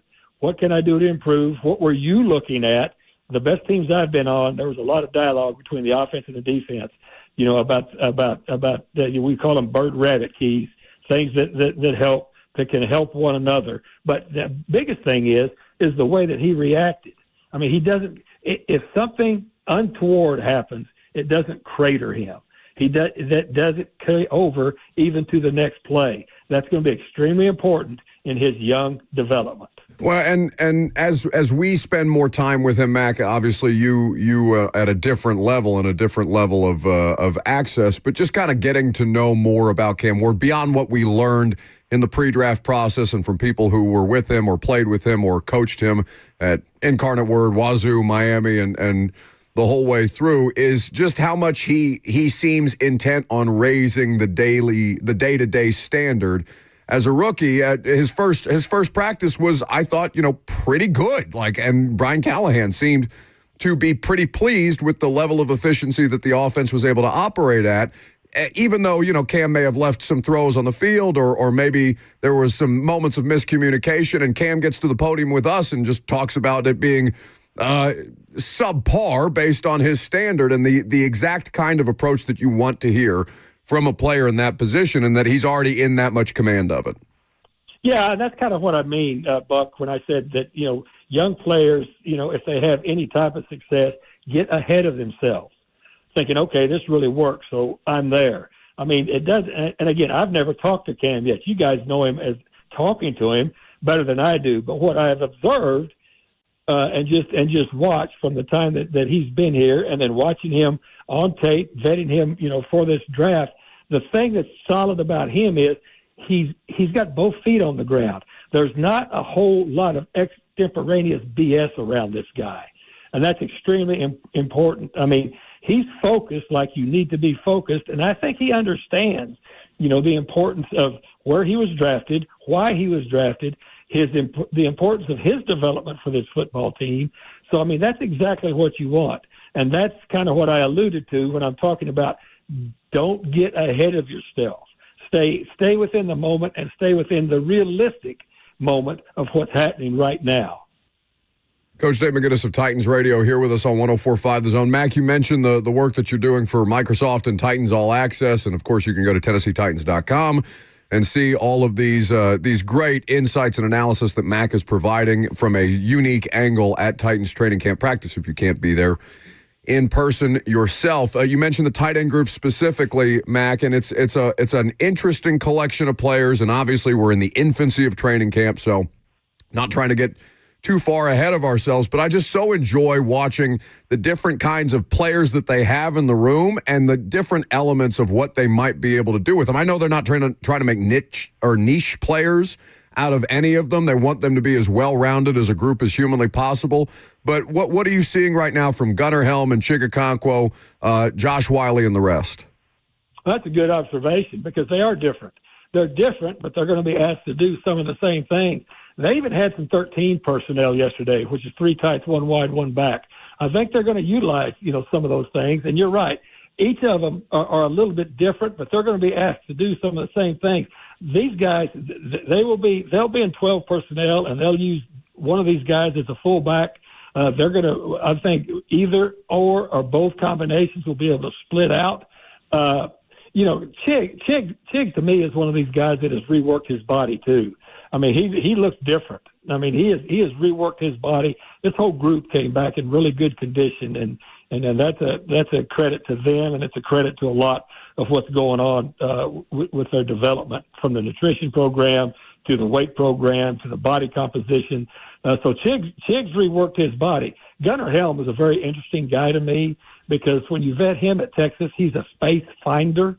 I mean, he's got length, but I mean, he's a leading receiver at Texas with some dudes that could run. But he can find space. He's a hand catcher. It's going to be very interesting to watch him. Josh Wiley needs to stay healthy. He's got to stay healthy, if he's going to be able to do anything. And then they've got a couple of more. That's an interesting group, Buck, and I think you make a good observation in the fact that they're all going to be asked to do some of the similar things, but I think that they're going to tailor, once they start working towards the group that's going to be active, they're going to tailor some of their game plans to some of the strengths of these guys, which they have different strengths to them. Coach Mack at Titans Radio with us. Coach, is there a certain point in training camp, especially in year 2 of an offense having been installed, but understanding a rookie quarterback, some other young players that are new to the team, is there sort of a line of demarcation as a coach where you really want your guys to have a pretty firm grasp of the offense as a whole? Is there an area of camp where you feel like, okay, we need to have this box somewhat checked at this point? No, I mean, because each team's different. I mean, this is a very young football team. So that line is going to be different than it would be if you had a veteran football team. I mean, it's a very young football team. So, and the coaches understand that. I've been on all different kinds of teams, but as you say, that timeline, nobody really puts a timeline on it. But you do know there is a deadline. That's when you're going to have to play real games. And so that's what you work towards. But it's still, especially with a football team this young, guys, it's going to be a situation that's going to be in progress throughout the early part of this season for sure, because you just got so many new players, and that's something that takes time to coalesce and come together. So there's no dead set, drop dead time where you say if we're not here at this point, then we're done. That doesn't happen with a team this young. And, Coach, we actually have a question submitted to us from a listener who is currently in Columbia, Tennessee, who wants to ask you what will happen tomorrow if Rhett Bryan misbehaves. You look, I've got a pretty good choke chain on Rhett Bryan, and it's really hard to do that. I'm sure we've got a lot of people out there that own dogs, and some dogs just need a tighter choke chain than others. I've got a pretty good choke chain on Rhett, but he's broken several of my chains, so there's no telling what's going to happen. He's a pit bull, Coach. Can we get one of those for Buck also? Where can I get one of those? No, Buck's a different type of a dog. He likes to sit in front of the fireplace and look good. Amen, brother. Mac, you know me too well. Coach Dave McGinnis of Titans Radio. Yeah, I'm just low-key. Just let me strut. I'm a show pony, Mac. You just got to let me strut a little bit. That's all I want. He's a poodle. And there's nothing wrong with that. Amen, brother. Amen. Mac, quickly, before we let you go and get on with the more important parts of your day, and we do appreciate your time as always, presented by Two Rivers Ford, the South's most trusted Ford dealer. Lucas had his bank account hacked by what we believe to be the Russian mafia. Do you have any advice for him as he tracks down police departments in Albuquerque, New Mexico? Yes, in a small town in Connecticut. I will also add, Coach Mack, it was a Microsoft Surface laptop that was my funds were used to purchase, which I know that you are familiar with. And so any sage advice you could give me would be helpful. Yeah, well, first of all, don't mess with the Russians. I'm just telling you that. Just don't do that. I don't know how much they hit you for, but get it back on your credit card insurance and let the Russians have it. Yeah, there it is. It's not the route I was wanting to go. Mac, he's trying to get us to all go to Moscow show field trip as a show and have Bert rough the Russian mafia up, which I'm sure would go exactly how you think it would go. Well, look, Bert can do a lot of things. I'm not sure I would take him in face-to-face with the Russian mafia. I don't think I'd take him overseas at all. Well, Mac, we appreciate you hanging out with us, buddy, and we look forward to seeing you in action tomorrow. And no, it will be great and good. Will be good to hear you guys over the loudspeaker narrating practice for the audience in attendance. Thanks, guys. Appreciate all three of you. See you. See you, Coach. The main Love you, Coach. man, Coach Dave McGinnis of Titans Radio. Now, why do you only tell Mac that you love him when you're sober, and you only tell Lucas and I that you love us when you're drunk? I tell Lucas I love him when I'm sober. It's true. It's just me. It's hard for you to do sober. Well, it's just I don't want to crack my rough exterior. I don't want you to get to the meaty, fleshy oyster that is within this shell. Every time I look at you, all I see is meaty and fleshy. And oysters. And did have oysters last night? I would have sent us to break if we didn't have 4 minutes here. Oh, speaking of which, speaking of people who are infiltrating the system, is Ross back there? Did I see that yes. giant Morgan Wallen mullet head He making must be his called way? to account. All right, get on the microphone. What are you doing messing with the hotkeys? What are you doing? I will say, before you berate him too hard, I have fixed it. I have good. fixed it back to retroactively. So it only took the first hour and a half of the radio show being on the air for you to be able to put your system back together after he messed it up? It was meddled with, It though. was technically fixed in around like 10:40. All right, come here, mouth breather. Defend yourself. Some people just have different styles they like on the board, and that's about it. That he thinks he's entitled to his own style is the funniest part of rearranging the that. entire hockey board. It is like when you let somebody move or drive your car and they start messing with your mirrors and they start messing with your seat adjustments and all these different things. The disrespect. Like the valet just jacks up your entire thing. No tip for you, sir. Put my mirror back. I think we should send Ross to Russia as punishment. I agree. Go get the two get my money. Xboxes, the two Xboxes, the Microsoft Surface. Thanks for the computer, Lucas. It was you. That's the first funny thing Ross has said in front of a microphone in 6 months. I don't think that's true. Every time he talks, I giggle a little bit. You're doing a great job, Ross. I want everyone to know publicly. Ross has done a great job. Good, leave. Ross is hanging out with me tonight for Nashville SC broadcast. Oh, you mean he's doing your grunt work? Is what you mean by hanging out? You two are not going for hanging cocktails out. together. Yeah, Lucas is demanding audio. See, Lucas is a tyrant when it comes to the soccer broadcast. No, I'm hopping on a plane to San Diego, and he's going to hold it down here. I'm hopping on a plane. You're going to San Diego I to am. do it? Jet Right at setting. 1 Why? o'clock. What is occupying Geodis Park this week that they don't have access? Nothing. Oh, they're just. Oh, that's nice. I'm just going to teleport over there. Oh, we're excited. Well, I'm excited that you're actually traveling. Isn't that something you've been wanting to do? I have been traveling. We're getting a call from one Ron Slay. Oh no! Oh no! What is that voice in the darkness? Aren't you supposed to be rehabbing your knee? What do you want? No, I just got out of there. I got a story about the Russian Mafia, man. Y'all really want to play with them, man. Oh yeah, you have You've had a first person encounter. But it's I wouldn't say the first person, but somewhere near it. But I had a partner of mine that was over there, man, in the club dancing, and didn't know he was dancing with one of the I don't know if it was a lady he was engaged with or one of the girlfriends, but they snatched him up when he went to the bar to get a drink. And took him down in the basement of the club. Yeah. Wrapped him, had him tied up, and told her, "Hey man, you can either leave or never speak to that lady again." And he said, "All right, I'll never speak to her again." And this is a big, tall brother, about 6'7", about 225, cut up. And you don't really want to mess around with the Russians, man. The Russians, they hunt like wolves. They Where work did this in happen? packs. Where was this, Slay? This was in a club. This was in a club in Moscow. Then I had another partner. I ain't gonna say his name, but he coaches in D1 now. Really, really good school. But he elected. So when they pay you, they have something called black market money. So they pay you under the table sometimes. You know what I mean? Not just what it says on your contract. So he That's was my money. Yeah, That's my money. that was past money. I knew I was paying. It looks familiar, man. It looks familiar. But they give you a bodyguard and a driver to drive you home. He elected, no, I'm cool. I don't need the bodyguard. I'm cool. I'll go home. He walked home. It was like 2 blocks from the arena. Man, they hit him upside the head and left him in the snow and took all his money. Oh, my God. Goodness. Yeah, now he wants That's what we're dealing the with. show to go to Russia Slay, and will you take the come with fight us? to the Russian mafia. No, man, I can't go across that border, man. I can't go across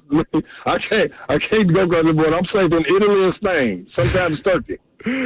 Ron Slay, 3HL, 3 to 6. Always good to have you lingering in the background of the show, Slay. To the darkness. What is the Russian version of a gumar? He was dancing with a Russian guy's girlfriend. Like, what is the Russian, like, you know, in the Sopranos, when they have a woman on the side, that's their gumar. What is the Russian version of a gumar? I'm sure you could Google that and then mispronounce whatever the word is. A nesting doll? Is that what they would call those? I don't think that's quite it. Also, Lucas is alleging that is his money that Ron Slay was talking about. How would we identify Lucas's money other than it would probably be scrunched up and covered in vodka sauce? I would say yes. Wow. You would have. Oh, it's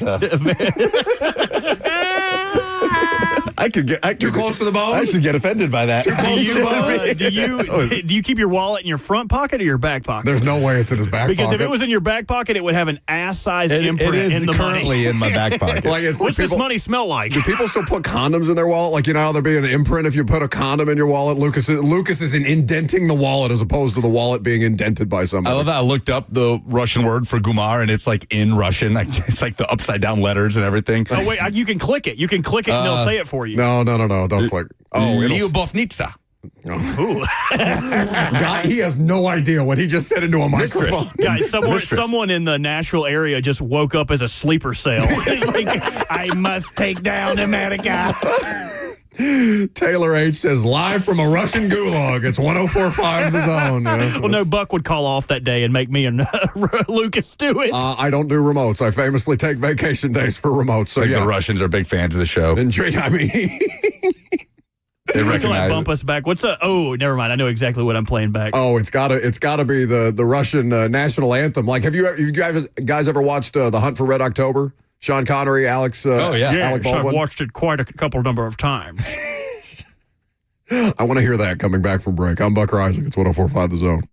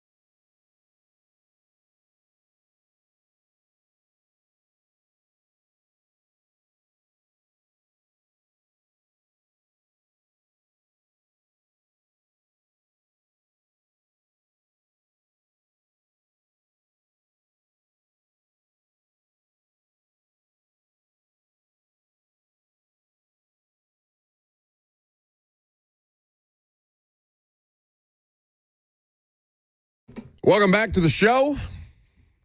Fueled by Hattie B's Hot Chicken, show road trip to Moscow. We're coming for you, Vlad. Lucas is getting his money taken and supplies bought. Shipping Xboxes to Ukraine. I'm sure that's not the worst thing that they're dealing with at this point in time.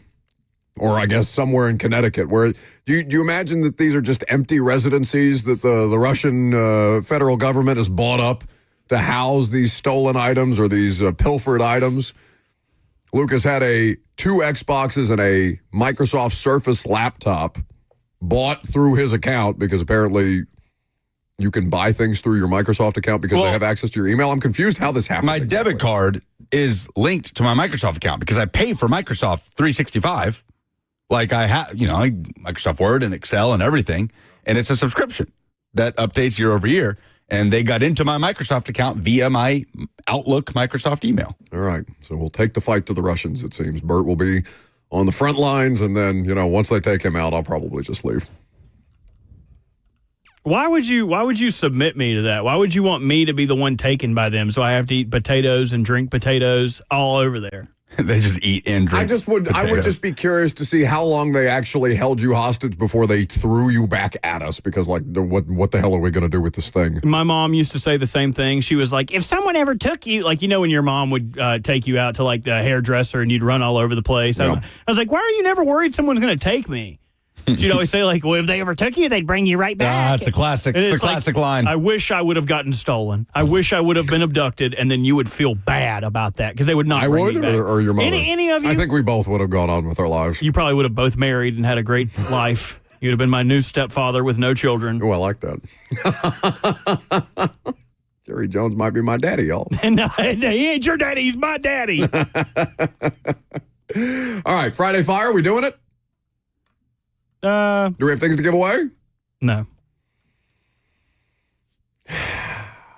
We need the positivity more than ever. I just don't understand how hard it is to do the one thing that you are tasked to do if you are the person responsible for filling. It's not even Bert that I'm mad at. It's everybody else that's responsible for filling the damn nebulous prize bucket with prizes for Friday Fire. Anyway, let's be positive.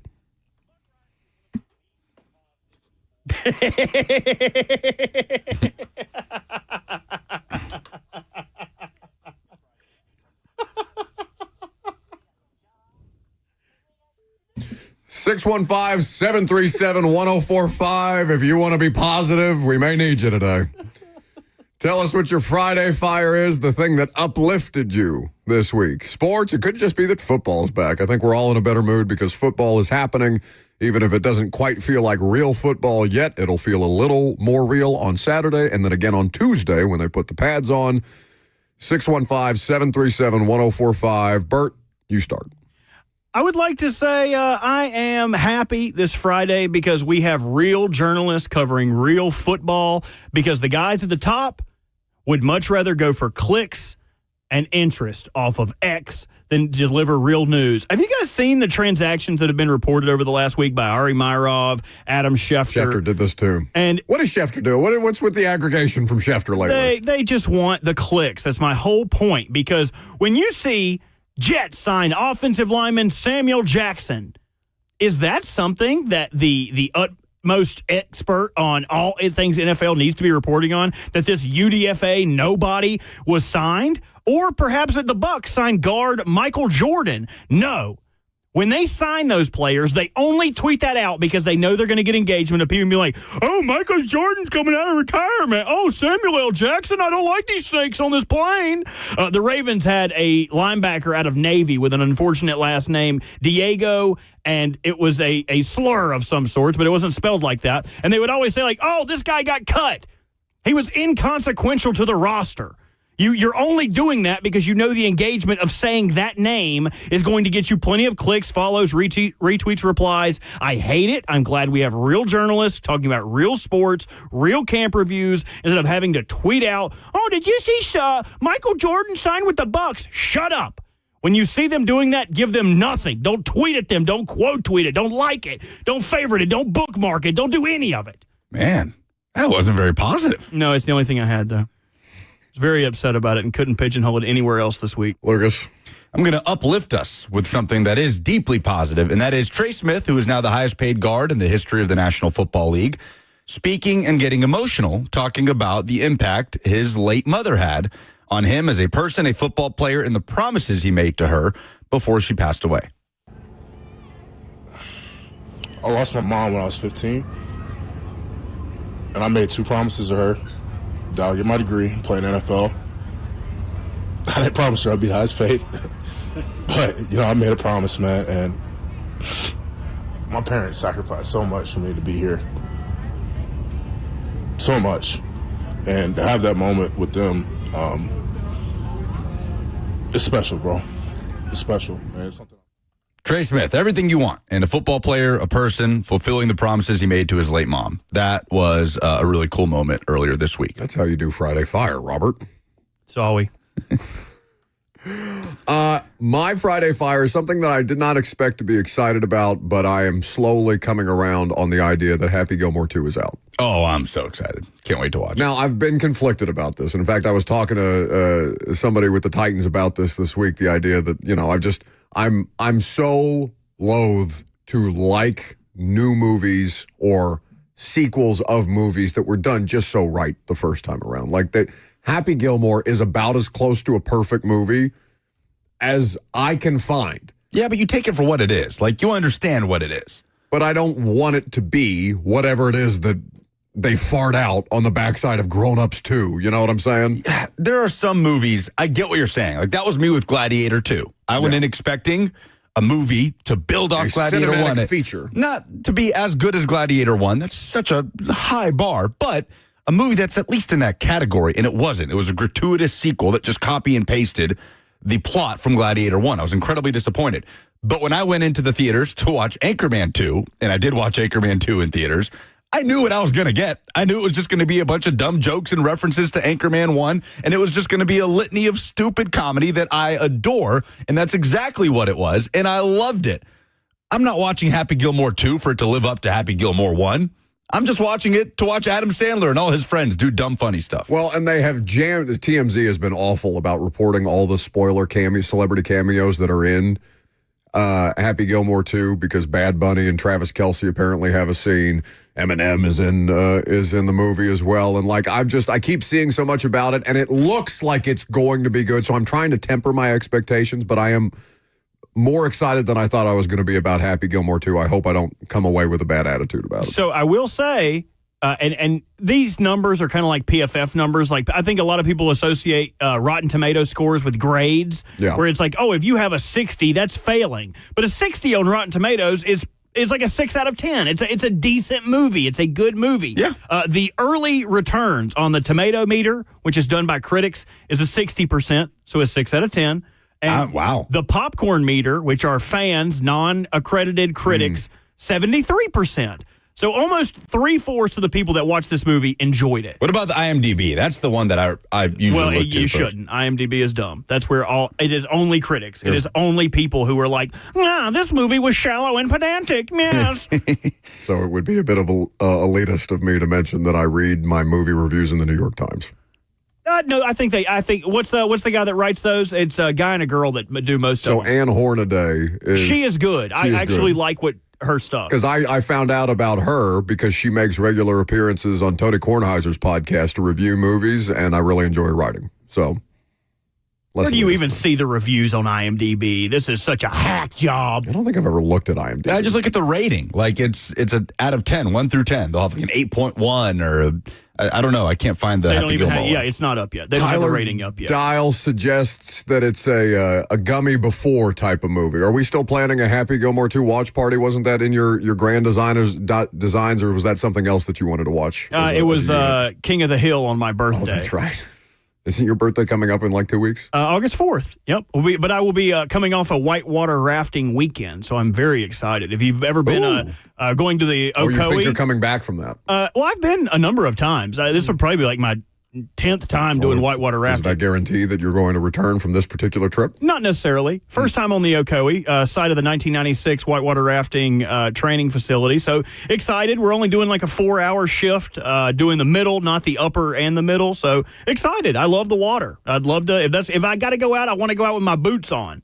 I'll be floating on the water next week too, but not as violently. Well, and also, if I was going to die, I would like to do it before I propose to Cheyenne, so she's not privy to half of everything I own. I want to be buried with it. Great deal, is it? Yes, bury me with my computer, my cats, my collection of Pokemon Ravens cards. Yes, Pokemon cards. For some reason, there's a stack of his Ravens trading cards in my car. I'm getting one of those graded. I need it I back. don't think you, for whatever reason you were in my car, that you would just spill a bunch of Ravens trading cards into my back seat. I think those are mine now. No, one of them's a really cool Derek card. You don't even like them. I'm getting it graded. Give it back. We'll see. That's not cool. Oh, no. God, I wish you were going to this magician show with me tonight so they could saw you in half. Is Antonio Brown also in this Happy Gilmore 2 movie? Probably. What? I don't know. I bet he has. Like, I bet there is. They probably shot something with him and then had to cut it out. I just saw him in a trailer. It looked like him in a trailer. There's no way. I bet they did try to film some scenes with. I mean, he's a very I don't know when they started popular shooting Happy Gilmore, but yeah, I feel like Nope, he is not. Yeah, the AB stuff started a while ago. Anyway, coming up next, the final hour. Nico Iamaleava. We hear him speak for the first time at Big Ten Media Days, despite playing for UCLA. And Nate Washington will join us. I'm Buck Rising. It's 104.5 The Zone.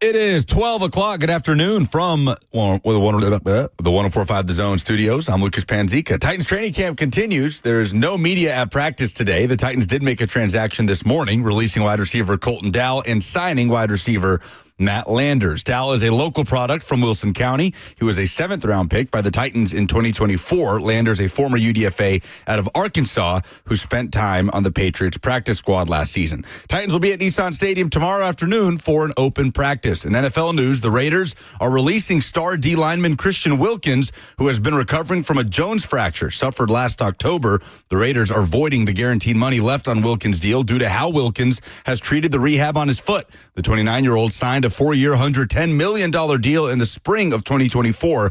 He is signing a grievance with the NFLPA for the guaranteed money. Nashville Soccer Club heads west tonight, taking on San Diego FC. It's number 2 in the East against number 1 in the West. Nashville could go to the top of the MLS standings with the victory. Kickoff tonight at 9:30. Pregame coverage right here on The Zone starts at 9. For all your foundation repairs and waterproofing needs, visit USSTN.com. Breaking news at once on your home for the Titans and Vols. This is 104.5 The Zone. Nailed it.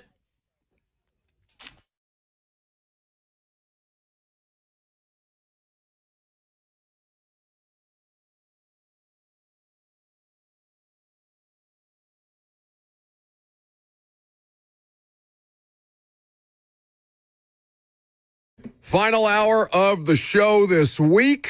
Thanks for hanging out with Robert, Lucas, and me, though I think Lucas just had a stroke mid-update. Are you well? Are you okay? You know what happened? I wasn't even sure. I was concerned. Normally, I would jump on your neck in the middle of that when you screw up your update like I do to anybody else, but like I was worried that you were like choking on your own tongue like it was an epileptic I was seizure. about to start speaking Russian. I'm practicing. That's more offensive than me alleging that your any cash that you might have on hand is covered in vodka sauce. You know that part of Taken where Liam Neeson like gets the guy to say, Did you just watch Taken or something? This is the second Taken reference you've made today. Well, it's a great movie. When he gets the guy to say, four that came after the first one. No, just the first one. Right. But he gets the guy to say good luck. It is Russian, right? He's going after Russians that kidnapped his daughter. I don't remember exactly because he's in Europe, right? He's in Paris. Yeah, he first goes to Paris. I'm pretty sure he ends up in Russia. But he gets him to say in the language, good luck, because that's what he said to him on the phone so he can recognize his voice. Yeah. He hands him the piece of paper. That's what I'm practicing and trying to do. But I'm going to hand a guy a paper and have him say, 1 laptop, please. The chat is alleging that you are, in fact, the sleeper and that you're you reading a Russian word for mistress into the microphone earlier has triggered your own sleeper cell protocol. So me and Robert should probably have our heads on a swivel. But anytime Nico Iamaleava is mentioned, Tennessee fans are probably going to pay attention, at least in the immediate. And probably for the next couple of weeks into, we're less than a month away from college football season?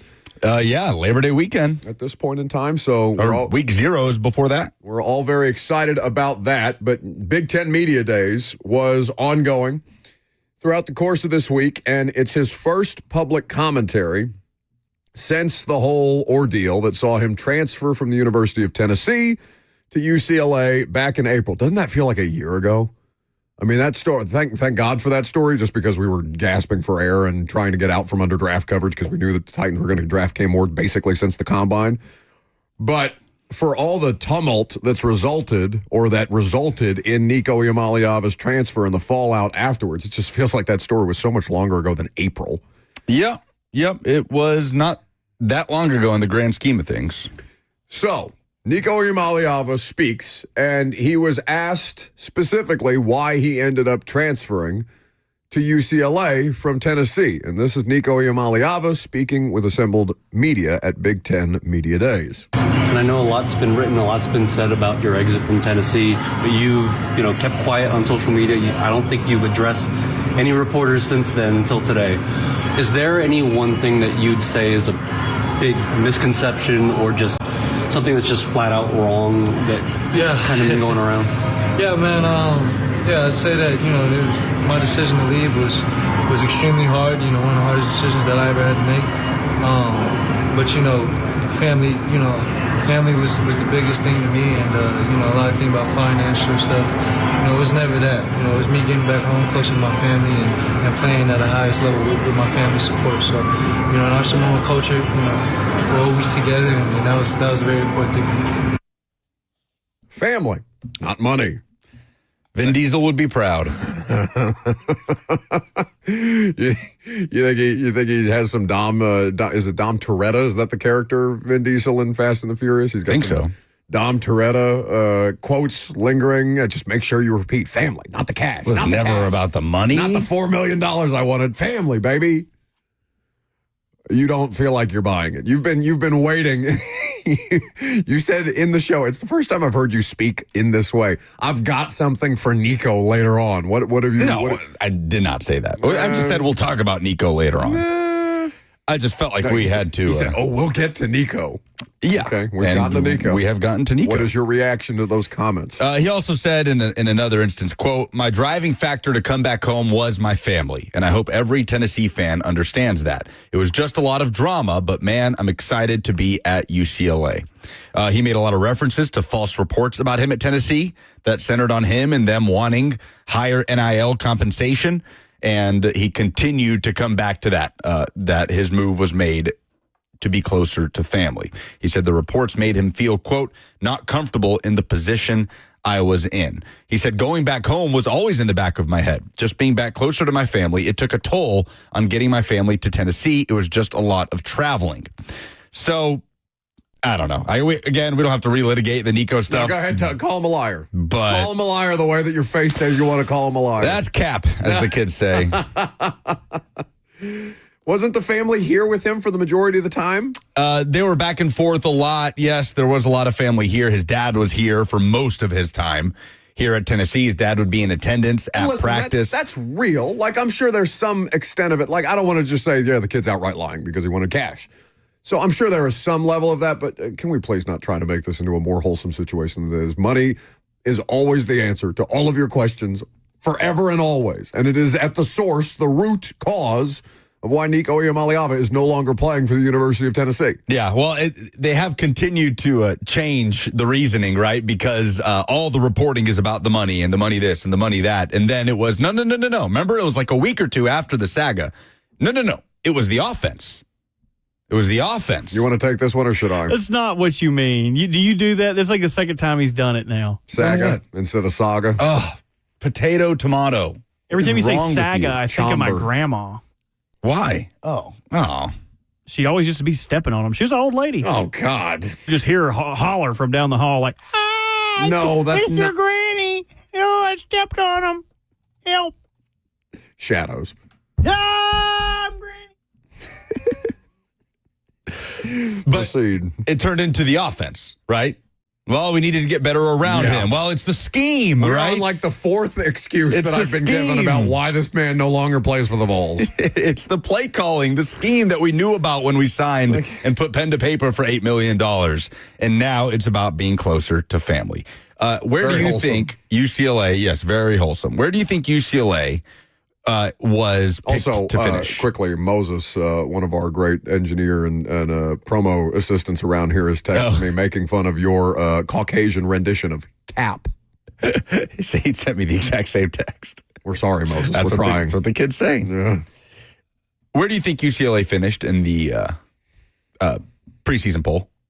Big Ten. 18 teams in the Big Ten. So many teams. We're literally almost double the amount of teams that the name indicates should be in the conference, but it's fine. I'm going to say that they 17th? 15th. Who's below them? Oh, I'll have to pull it back. Oh, here it is. So pick to finish last is Purdue. Okay. Suck it, nerds. Who's breaking in Barry Odom, his first year as Purdue's head coach. I think it was a good hire by them. I hope they're terrible. Pick to finish 17th, Northwestern, 16th, Maryland. UCLA is 15th ahead of Michigan State and Rutgers, who are tied at the spot in front of UCLA in the amount of votes they got. Penn State, by the way, picked to finish first with 11 first-place votes. Ohio State picked to finish second with 10 first-place votes. And then Oregon with 2 first-place votes. People are advocating that the best-case scenario for the end of the Vols season is a bowl game against UCLA. If UCLA's in a bowl game, I'd be shocked. So this is... Right? I have the like UCLA is not winning 6 games this year. And look, Nico is kind of the X factor for them. I think Ramon brought in the Pick 6 preview magazine, and I flipped to the UCLA page, and it reads, in terms of outlook, the final sort of summation on their upcoming season, UCLA's positive momentum to close the 2024 season and the projected second-year coach bonus for 2025 were negated by a mass exodus of starters. They are not backfilling at the same clip. 16th of 18 in the Big Ten in recruiting and 13th of 18 in the transfer portal. Iamaleava's 5-star arm is a wild card, but all other position groups are questionable heading into 2025, and UCLA stays in the bottom tier of the league. That's the projection from Pick 6 previews. So I guess understandable that you now switch the reasoning over to family, because you can't say offense. You can't say the reason you left and went to UCLA was to get better around Nico Iamaleava. You are marginally worse around Nico, and now playing for a first-time play caller in Tino Sinceri, who was the OC at Indiana last year for a head coach that calls plays, and now is the OC at UCLA for a head coach that and Deshaun Foster that does not call plays. I'm surprised you didn't bring up Signetti when we did college football headlines. He took a shot at the SEC earlier in the week, and I'm shocked that nobody... Oh, yeah, you sent it in. What did he say about the SEC? Was that the other conference remarks that Greg Sankey put out a logo? No, he was asked. So I guess because somebody asked me about this, and of course I paid no attention to Indiana football whatsoever, but they swapped somebody out on their schedule for a cupcake, an FCS opponent. And he was asked about this like a last-second thing before the season. Oh, yeah. And he said, well, I'm just, and I'm paraphrasing. They canceled the Virginia series. Okay. Is what it was. Canceled the Virginia series to swap it in for an FCS opponent. And he was asked about it, and he said, well, I'm just taking from the SEC model. Said, we figured we'd just adopt SEC scheduling philosophy. Can I hear from the Indiana football coach, please? Here's the bottom line, okay? We picked up an extra home game, and we play 9 conference games. You know, the 2 best conferences in college football, any football guy that's objective will tell you, is the Big Ten and the SEC. All right? 12 of the 16 SEC teams play 3 G5 or an FCS game. 12 of those teams play 36 games, 29 G5 games, and 7 FCS games. And 1 less conference game. All right? So we figured we'd just adopt SEC scheduling philosophy. You know, some people don't like it. I'm more focused in on those 9 conference games. I know. You brought numbers. Yeah, I know. he sounds like a mob boss, dude. Listen, I love it. People have to hate him because of how just outspoken he is generally, but he is enough to make me want to pay attention to Indiana football because he just, whether or not it's the right thing to say or the thing that's going to not inflame, Ryan Day at Ohio State before they go to play at Ohio Stadium or something like that. Like, I just like that he's honest. Yeah, I love him. I mean, I'm into it. Indiana schedule is marginally tougher this year, as we've discussed. Yeah. Right? Much tougher road trips. Talking about having one of the softest schedules in college football last year, and that was the biggest criticism of them making the playoff, rightfully so. Schedule's legit this year. Going to Penn State, hosting Illinois, who's picked to finish in the top 4 of the conference, going to Oregon, who's picked to finish in the top 3 of the conference. It is not a joke of a schedule. So we'll see if Indiana's here to stay or not. But the Big Ten, Nico may be the biggest, I don't want to say biggest quote coming out of it, biggest thing people are talking about, because I've seen Nico it's been a pretty quiet more than anything else cycle, right? I mean, other than like what conference commissioners are saying about the structure, the administrative business around the sport, it's not really been like what news really came out of SEC Media Days other than Greg McElroy propping up what seems to be a bit of a rumor about Nick Saban potentially returning to college football, which he since shot down in an appearance on Fox News. Yeah, nothing really. You're right. It was a very quiet, and look, quiet next to that sort of stretch we had where conference realignment news was breaking. Like, we found out about Oklahoma, Texas coming to the SEC in the middle of SEC Media Days. That is some groundbreaking stuff. That is like the tectonic Wasn't plates it the shifting day under before our he was feet. supposed to go to the podium, or like the day of? It was something. It was Sankey specifically. No, because Sankey speaks at the very beginning, and this was, I think, like midweek that this all broke. But hard to live up to that when you talk about news breaking in SEC. Really, the thing you want about media days is just to like see some entertaining stuff from coaches and players, and we didn't even get that much this year either. Well, I'm glad that you were in Brazil to not have to fret over the lack of entertainment coming out of your beloved media day. Yes. Did the one big thing treat y'all well? Did it bail you out of a couple segments? Oh yeah, no. I mean, it's exactly. Listen, you the two of you left me alone with Ross for a week. Okay. Like, no one feels bad for of you. all the betrayals that have been executed on this show. That might have been the greatest. I don't know. I think there was one snow day where you didn't leave your house because you didn't feel like taking the snow off your windshield. Well, I don't own a shovel. You don't and I thought take snow off your windshield with a shovel.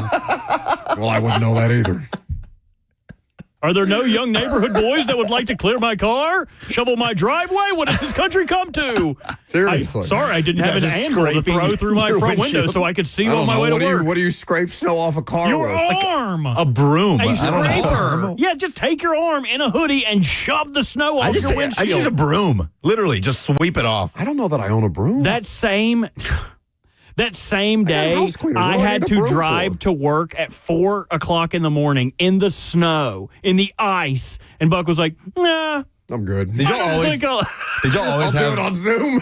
Yeah. You've taken vacation on work remote golf tournament days. Did you get money out of that? Because I wasn't there. No one got paid for those because we are all. You didn't get paid for that? No, it's a station event. What are you talking about? We don't make any money off of that. Oh, well, then I have We're no doing it regrets out of whatsoever. we're doing it out of the Especially if we're greatness not of our making own heart. If I'm not making money to be there, get the hell out of there. No, Charity? come on. Oh, yeah. Why Please. would we do anything to raise money for the poor? Charity for Buck? No, not his bag. Don't you? I love that we have ammo now. I love that before it feels like the Munchkins in the Wizard of Oz land where it's kind of like, oh no, we have to run from the Wicked Witch. But now we know. Charity to help the people that clean my house? No, that's not Buck's. That's not what he does. It's not charity. Did y'all always have a cleaner when you were growing up? House cleaner? Yeah. Y'all probably always we did, had, right? We had a maid, we had a gardener, we had a driver. What was her name? Free. Even free, spell it. FREAH. Interesting. She was from Ethiopia. Even Nick Saban, like Miss Terry has Nick Saban sweeping their downstairs, and 8-year-old Buck couldn't be bothered to like pick up his own trash. Not me, bud. tea? Can I get a tea in here? He's Why ringing did his nobody little change bell. my towels today? Hey, garçon. Oh, I want a bell. I would be a nightmare if I got a bell. Someone is alleging you have hot breath, saying, just go out and breathe on it, Buck. Just yell at it, yell at about how miserable the 2024 Titans are. It'll melt the snow off my car. Nate Washington next.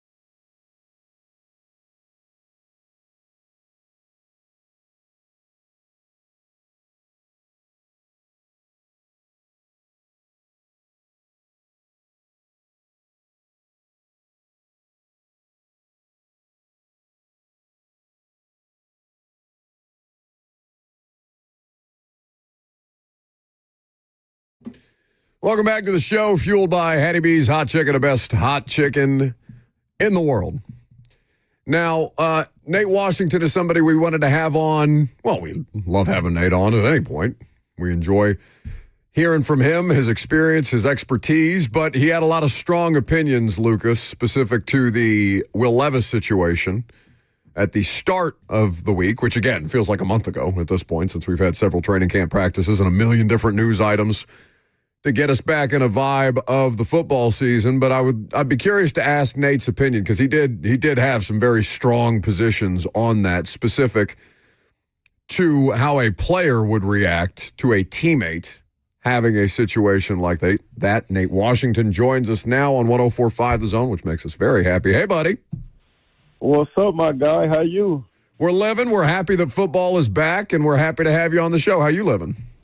Oh, I'm doing great. It's not too hot out there for you boys, is it? Well, Nate, I'm soft as a baby's ass. So it's anything above 75, I'm scared I'm going to melt a little bit. It's not hot enough. Lucas is disgusting. He brings out one of those. You ever watch The Sopranos, Nate, with Paulie? He's got the reflective screen, the reflective screen in front of him. Yeah. Lucas found one of those from 1985 and brings it out to practice to make sure he gets the proper amount of sun.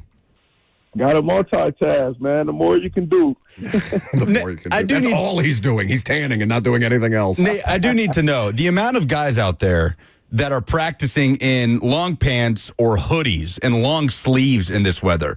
Is there something to that? Like, was that your style during training camp, the early days, the dog days of summer? Because we talked to Femi Oladejo about it, and he was like, nope, this was a mistake. I shouldn't have worn long pants. Bad decision. Is there a method to the madness, though, for the guys wearing long sleeves and pants in the heat of July?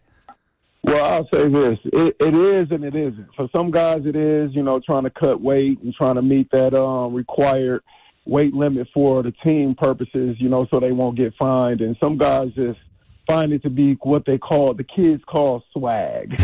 But it's funny, man, because it transitions. Earlier in my career, I wasn't with it at all because I obviously was hot and wasn't trying to be in those things, but I definitely started to get into more tights and the longer sleeves, the longer you go into those camps, man, because you try to keep that sun off your body. But, it can go both ways. Some guys just use it for, like I said, to try to trim weight, and some guys use it as decorative purposes. The mental, because once you go into camp, and I know obviously the rules have changed with as collective bargaining agreements have become more strict on the amount of practice time that can be had and doing away with two-a-days and things like that from a different generation of football. But as you got further along in your career, how much are you just mentally having to prepare yourself for the grind that is an NFL training camp after having, especially the more time that you spent in the league? That is not just physically exhausting, Nate. It's mentally exhausting, too, I'd have to imagine. Man, I'm going to be honest with you, Buck. It's more mentally exhausting than it is physical, because I think you kind of expect to go into those situations feeling tight, maybe pulling a muscle here and there.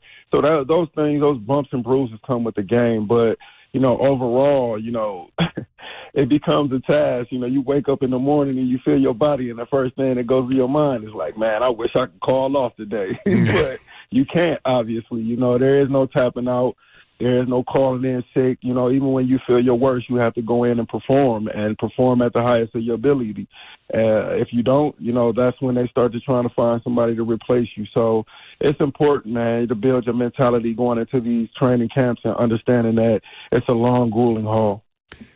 So I don't want to allege that Will Levis tapped out with the timing of the shoulder surgery, but I know that you were very opinionated on that on social media. And just to run it through my prism first, Nate, I looked at that and said, okay, based on the information that we have, I understand why this is a decision that he and the people surrounding him would make. And then I saw your feedback on it, and I'm always, open to considering blind spots because obviously you've been in locker rooms, you have been in this and would understand it on a much deeper level than any of us would. So I guess explain, if you could, why you had such a strong reaction to the timing of Will Levis's season-ending shoulder surgery. I got you. So let me paint the picture for you as well. I'm coming into the Titans, and from my understanding, I'm getting an opportunity leaving Pittsburgh, going into Tennessee to be a number 1-2 receiver in the league. You know, a great opportunity. Unbeknownst to me, the year I come in 2009, we draft Kenny Britt. Kenny Britt is our first-round draft pick. You know, never griped about it, never complained. Front office never heard anything from me about it. The media never heard anything from me about it. I realized Kenny Britt would help the team. You know, then you fast forward, 2011, Kenny Britt tears his ACL. I have the best the best season of my career, going over 1,000 yards, having 8 touchdowns, coming off the best season of my career. Now, coming out of that season, I knew that not only did I have knee issues, but I had ankle issues from a high ankle sprain that I had been playing on that whole season. That was made aware to me immediately after the season.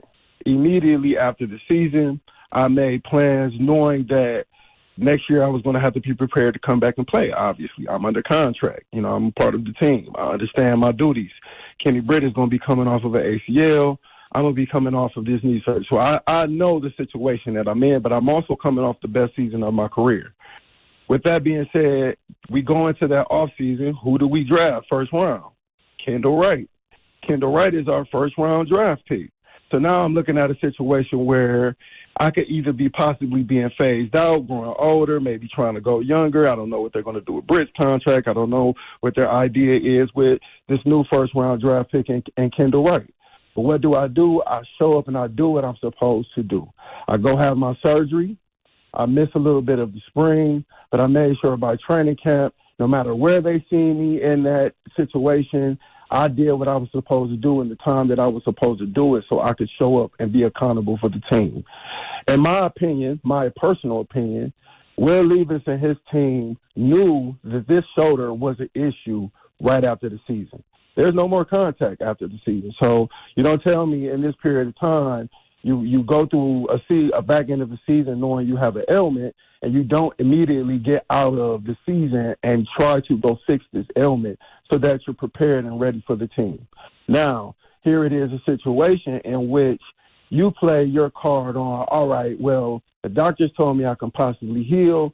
Let me try to play that card and see if it'll just heal on its own throughout this spring. Throughout this spring, let's see if it heals, and we'll move forward, and we'll go from there. But now you're playing the Jeopardy card. You're playing a wild card there because you don't know if you're going to heal, but you do know that this surgery has a possibility to heal you faster and you get back playing. With that being said, you get into this offseason. The Titans then go and draft the first-round draft pick. They go and get Cam Ward, somebody that they thought would help improve their team. Obviously, from the interviews and the things that I've seen, and understandably being in those shoes, it's kind of, disrupted his confidence. It's disrupted his ability to go out there and understand that he's still a valuable asset to this team. Unfortunately, I see a young man that confidence has been taken to the point where, in my opinion, this is a business move on his end because you played the Jeopardy card, leaving and coming out of the season knowing that you needed attention to a specific injury, but you waited until the week before training camp. You went through the whole spring, meaning that the Titans knew that you were on some type of medical plan to get you through these practices. I've seen clips of you throwing. I'm pretty sure you haven't gone through this whole offseason and not lifted no weights. So I'm pretty sure you've been working out with the team. You've been doing everything. But now, for whatever business reason that you see fit, whether it's you not getting the trade that you would like to have you another opportunity or not being moved the way that you would like cut-wise or release-wise, whatever way, you've decided, all right, well, regardless of you all taking this position and understanding the situation, I'm going to make a business move. I'm going to go now, go get the surgery, which it then causes me to be out for a full season. Now, the way I look at this as a player, as a teammate, is you don't know what will happen during this season. You don't know how valuable you may be during this season. Heaven forbid something happens to Cam Ward. Here you are sitting with an opportunity not only to go put out great film, but to be a valuable asset for your team. And I feel like he tapped out of that situation. I was also in a situation my rookie year with a guy, 4th-round draft pick. The Pittsburgh Steelers ended up cutting. They asked him to, remain around and be on the practice squad, hoping that one day he can get called up and be on the active roster. He didn't take the opportunity. He was emotionally connected to it, didn't like the way the Pittsburgh Steelers did him, took another opportunity somewhere else as a practice squad member. Ironically enough, week 1 for the Pittsburgh Steelers, we have a receiver go down and now have to go to the free agency pool because the guy that left emotionally is no longer there to be called up. So you never know. You have to be there for the team. I understand that there's a business clause on both ends, and you always have to look out for your business, which is yourself. You have to do what is right for yourself. So, I don't want to make it seem like getting surgery to correct an injury is not a personal business move. It is very much so, and you have to take care of yourself. But the timing of things has to be understood correctly. You had all off-season to take care of this. You went through all off-season protocols, showing up for meetings, showing up for workouts, showing up for OTAs, participating, and now the week before the season, because you understand that things aren't going to be budging, you say, you know what? I'll see you guys next year.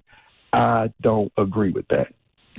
And I really appreciate that perspective, Nate, because there's so many people who will rush to judgment one way or the other without having the life experience that you just walked people through very thoroughly. I guess, and I don't want to make it a generational thing, but it does seem, at least in the modern age, where players are cognizant of their value, especially coming out of college, where there's a literal price tag placed on that, and also the influence of representation. And I wouldn't speak to your situation personally, but I know Levis's lead agent, and a lot of these guys have teams of agents. His lead agent just got promoted to the head of CAA football after Tory Dandy got hired away to Athletes First, and I'm just curious, as maybe not if it's personal experience or guys that have gone through situations where they may not have gotten advice that they should have taken, or they should have pushed back on advice that they got. Not to give Levis an out here, but that there's so many different factors,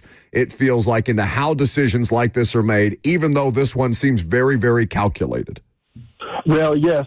First of all, Brooke, I totally agree with you in the perspective of when I was playing in comparison to now, and how not only the personalities of these young men that are in the NFL, but also the business minds of these guys, and how they're approaching a lot of their situations. I will first say, in reflection to this, is that if that is the case in which he's allowing his agent to influence his actions, he must understand that his agent works for him. It's not the other way around. They may be giving you advice. They may be suggesting things and routes for you to go. But at the end of the day, it's your career. And one thing you know as a media personnel, you only get so many opportunities. You look at the guy, Kenny Pickett situation. He was in Pittsburgh as a starter, getting his opportunity, didn't play as well.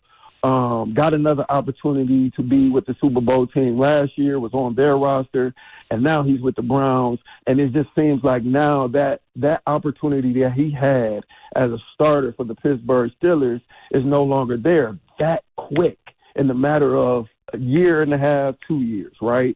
So when you look at Will Levis' situation, no, you may not be the starter, but you're in a great position to be a backup and a valuable asset if anything does happen to Cam, which will allow you another opportunity to go out and prove yourself. Now, I want to also put this on record. Will may be a great guy. I don't know the guy personally. I'm only speaking on him from a business and a teammate type of perspective. But also with saying that, Will also has to understand that these opportunities may not come like you think they're going to come. And the reality of your short career is you haven't played as well as people would have liked you to. So with that being said, you're not going to get a huge opportunity to go somewhere else and be that guy. And that's just the situation that he's in. Not to mention, you play the most important position on the field where there's only one of those guys. You know what I'm saying? Like you in any other position, you have tons of backups for the most part, outside of your kicker and your long snapper. But when you look at your quarterback position, you're not really looking at, all right, we have a number 2 and a number 3 that could be a starter in the league.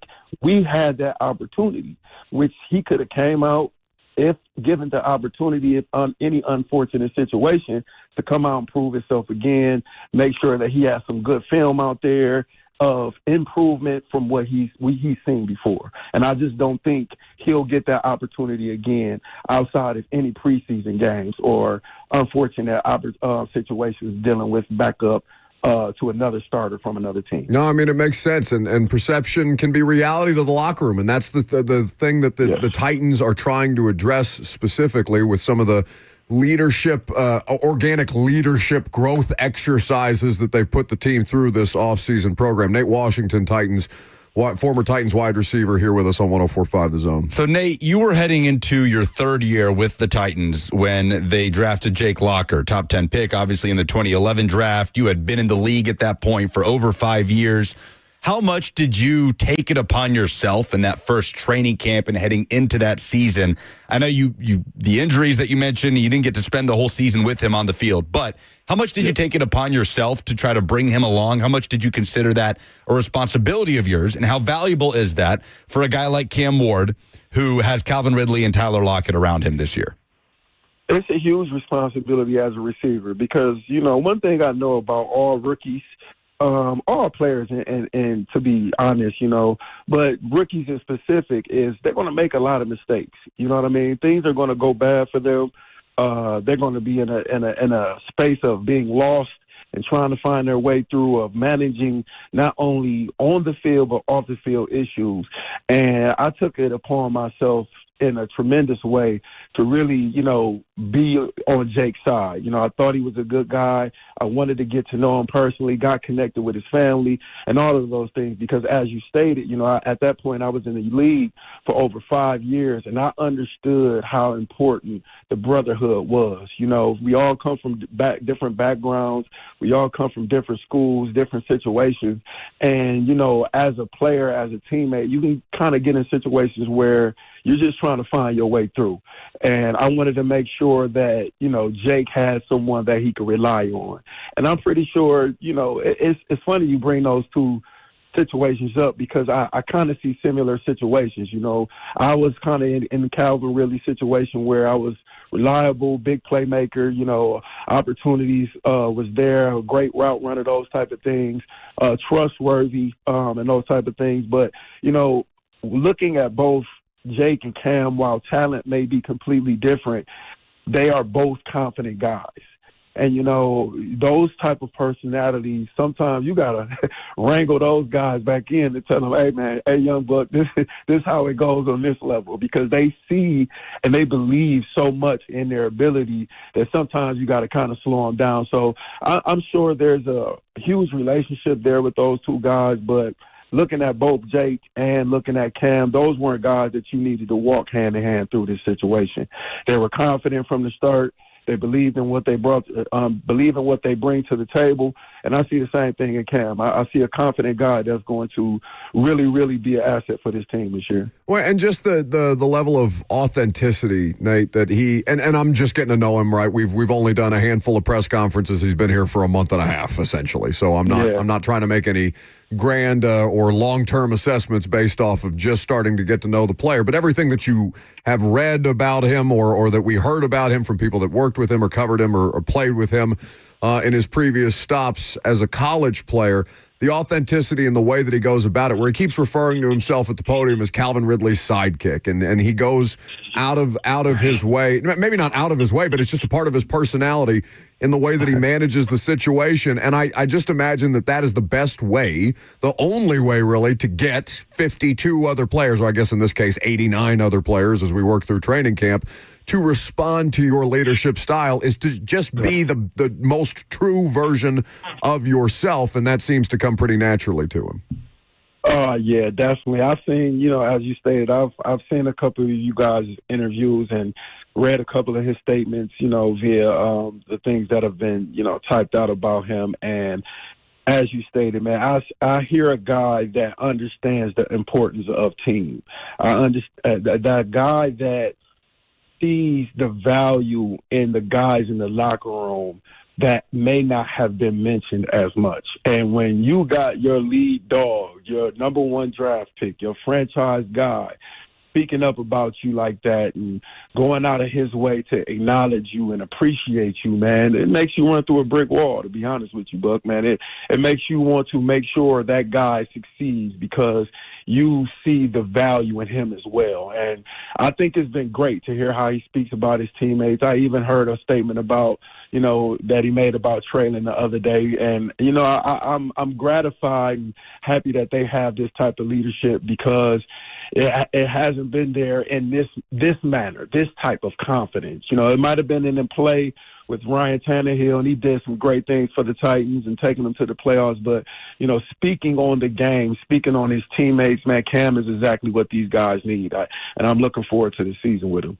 It was the right thing that he did talking about Traylon Burks up there, Nate. But I still, I kind of side-eyed a little bit. I'm like, no comment, Buck. I'm already in hot water, man. No, you're not in hot water. You're Nate Washington. Who got you in hot water? Get out of here. What's anyone gonna do? I'm saying for me, Nate. Not for you. Although I think your thoughts are out there on social media at nwash85. By the way, one of my favorite followers on Twitter because the man does not give a damn and don't tweet him otherwise. You know what, Buck? That's the I tend to remind people that I play the game and I see the game differently than they do, respectfully. But I get the pushback. But a lot of me, as much as I am a former player, a lot of me is a fan now. So when I see something or something rubs me the wrong way, but man, I end up tweeting it. Then I'll be sitting there later like, I don't even know why I told these people my real thoughts. But you're right, man. It's because they can eat it, Nate. They can eat it. All right. Yeah, man. I want the best. I think people don't understand that follow me that have a problem with my words is, while unfortunately I wasn't able to go to the playoffs with the Titans, I've seen the playoffs. I've seen what a Super Bowl does to a city. And I want that for Nashville. I want that to happen. And, when you see systemic things happening that are continuing to set you back from accomplishing that main goal of getting to the Lombardi, whether it's front office moves, whether it's team moves, whether it's player evaluations, no matter what it is that, in your personal opinion, doesn't align with accomplishing that main goal of getting a Lombardi, I have a problem with that. And I think, unfortunately, all being and all greatness to, the former Titans and Eddie George and the Kevin Dyson miracle, I think the Titans organizational fans have just been in dismay so long that they're willing to accept anything sometimes. It's like, we got a full team and we got 53 guys on the field and we're lining up on Sunday. Hey, we're going to cheer. No, I want a Lombardi to ride down Broadway so I can be hanging out out of the bars, drunk, yelling and cheering them guys on. That's what I want for the team. That's that. They don't like me for a great many reasons, Nate, but it's also because I tell some of them not to simp for bad football. But that's why I love you, buddy. Thanks for stopping by. It's good to hear your voice. Are we going to see you at some point during training camp? I'm trying to make it up. I got to go to Tiffin University and show my love to them, man. So I'm trying to get up there. I'll be up in Tiffin for a couple of weeks, but I definitely am going to try to get to Nashville. If I do, I'm going to stop by and holler at you, my guy. That's the man. Nate Washington, kind enough to spend some time with us. We'll talk soon, bud. Thank you. Love you, Nate. All right, love you too, man. Hey. Here you go. Are you going to do that every time? Oh, yeah. Need to spend a little bit more time with these people. Have you ever met Nate? Yeah, oh yeah. He came in studio a couple times with the morning show. Oh, did he? Nice. Yeah. No, I made that up. I've never met him in person, but I do love him, and I appreciate him. And he loves you too. Yeah, he gave it back. Yeah, that's what I'm talking about. That's real love. Oh, he thought it was me. That's man love. Oh yeah, because you guys sound exactly alike. I love you, Nate. He didn't say I love you, Buck. He said I love you, Bud. Are you doing Ross back there? That was not me. I love you, Nate Washington. That did sound like Ross. Polls are next.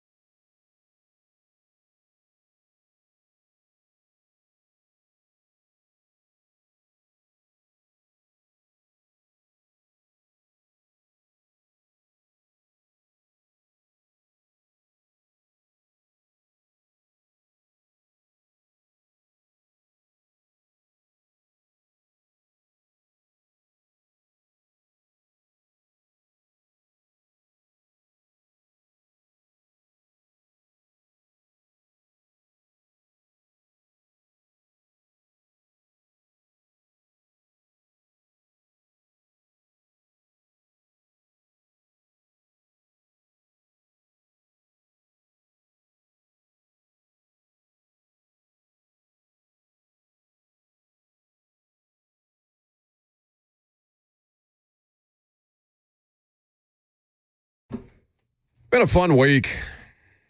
Fun show. Good to be back out of training camp. Looking forward to getting out to Nissan Stadium tomorrow. Like I said, bring your sunscreen. Lucas and the rest of the Titans radio crew are going to have sounds like a trial run and then a little bit of in-arena entertainment for you. You have Taylor Zarzer and Coach Mack narrating practice.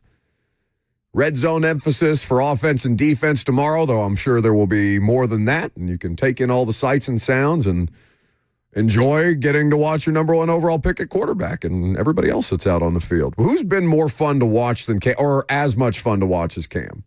Because we're all so hyper-fixated on the quarterback for obvious reasons. I've really enjoyed watching Femi out there. He looks the part. And he's active. He's flying around. I saw a clip, and then Ross may have sent it into our group text about Rand Carthon talking about the two people that you're going to hear the most out on the field when you go to St. Thomas Sports Park are Arden Key and Jeff Simmons. Arden is not as loud as he usually is, or not that takes away from anything like that, but I notice Femi and hear Femi way more. Arden seems to have just kind of taken a step back as far as like, hey, I don't need to do all this stuff. I'm going to work on technique, and there's a lot of young guys in their room too. And I think he's taking that really seriously. So, okay, just because I'm unfamiliar with the rules, we can talk about what we hear at practice and what we've heard people say, right? You cannot report on player-to-player exchanges. You cannot report on coach-to-player exchanges. Then I have nothing to say. Okay. Mm-hmm. Well, I would echo what you're saying. You want to tell me? Why don't you field this phone call, and then you can tell me in my ear, and I'll tell you whether you can say it or not. That phone they call just hung up. Okay, very good. I would just agree with you, echo what you're saying, that noticing that there's less chirping between him and other players in drills while they're working, and more of, it seems like people using him as a piece to incite other people to be excited. You know why Lucas has nothing to contribute to this conversation? He was thinking about ice cream flavors when we were watching this. Nah, he was watching it. We were debating if Jihad Ward was wearing 53, and I found out today that is the case. He is wearing 53. So we were correct. What kind of ice cream did you get yesterday? I didn't end up getting any yesterday. I went to go get us some, and they had already packed it up. That? Well, that's because the two of you were lingering around, seeing how much more free ice cream you could steal off the trucks for the fans. Yeah. What about it? All right. Should we do some polls and get out of here for the day? No. Please? I was trying to stall. I couldn't find it. Oh, my God. Ross!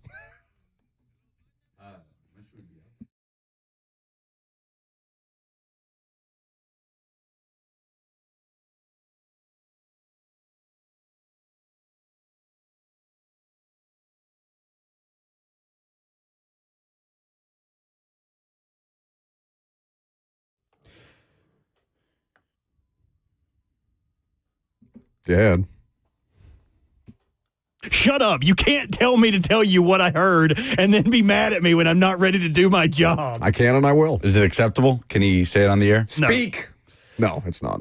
Presented by Two Rivers Ford, the South's most trusted Ford dealer. What's the most positive story you've seen in sports this week? Jabari says Justin Fields dislocating his toe, and media is like he dodged a bullet on an injury. I mean, I get a Jets fan saying, oh my God, your quarterback carted off, and just here we go again. And it all just ends up being a dislocated toe, and he's day-to-day. He's also, fine. It's just, a dislocated toe is not a small thing for a player like that, but it's not the end of the world the way that Jets fans could very easily think it's the end of their world. Sue Ann says she's loving the interview stories with Titans players this week. Getting to know them in a deeper way warms her Titans football-loving heart. Surely we haven't done that. Is she talking about just generally? Our two interviews, which if you missed them with Nico Iamaleava or Femi Oladejo, you can find those on the YouTube page. They're right there at the top of the feed. Yeah, I think we learned a lot about both of those guys. You weren't paying attention, but when Femi was talking about his family in Nigeria and getting to see them for the first time in 10 years. What did Evan Silva have to say about Jahmyr Gibbs? I don't know who that is. Mm-hmm. What are you most excited to see if you're attending Titans open practice? Smile and wave, boys. Smile and wave. Scoob says the young receivers and Cody Barton. Dwayne says the chance to possibly meet Bert and pick up a few life tips. Are you offering life advice at practice? You're not coming to practice tomorrow. Always have I'm not going to be there, no. But if you always have a lighter, you can always light a pretty girl cigarette. Yes, you can. What better describes your feeling towards the 2025 Tennessee Volunteers? Pessimistic, optimistic, or I have no idea. 53.4% are in the category of having no idea. I feel like that's appropriate. 25.6% are pessimistic. 21% are optimistic. I fall in the category of realistic. I will be pleasantly surprised if Tennessee does anything better an option. Pick one of the than options. an 8-4. And I will be reasonably disappointed if it's in the 6-6 range. I got yelled at by a Tennessee fan yesterday because they asked me what I thought their record was going to be. I said, 7 wins feels about right. Offended by the idea of 7 wins. Tennessee fans feel like they're in a place in the Heupel era where 7 wins feels too low. Like the standard of now multiple 10-win seasons, 1 11-win season. It's okay to feel like 7 wins isn't good enough, regardless of what happened with your quarterback position, because the talent profile of the football team should be better than that. We'll see. Why did Nico go to UCLA? Money or family? 82.7% say money. I'm surprised it wasn't more lopsided. I really am too. Who is the best magician of all time? Robert's going to House of Cards tonight to take his lovely girlfriend Cheyenne for their 5-year anniversary. Happy anniversary, Cheyenne. I'm sorry. Ryan says the OG Houdini. He would like to change his answer, though, to the Russian mafia. Jabari says Magic Johnson. A lot of Houdini. And Houdini has to be the answer. See you tomorrow. GOAT.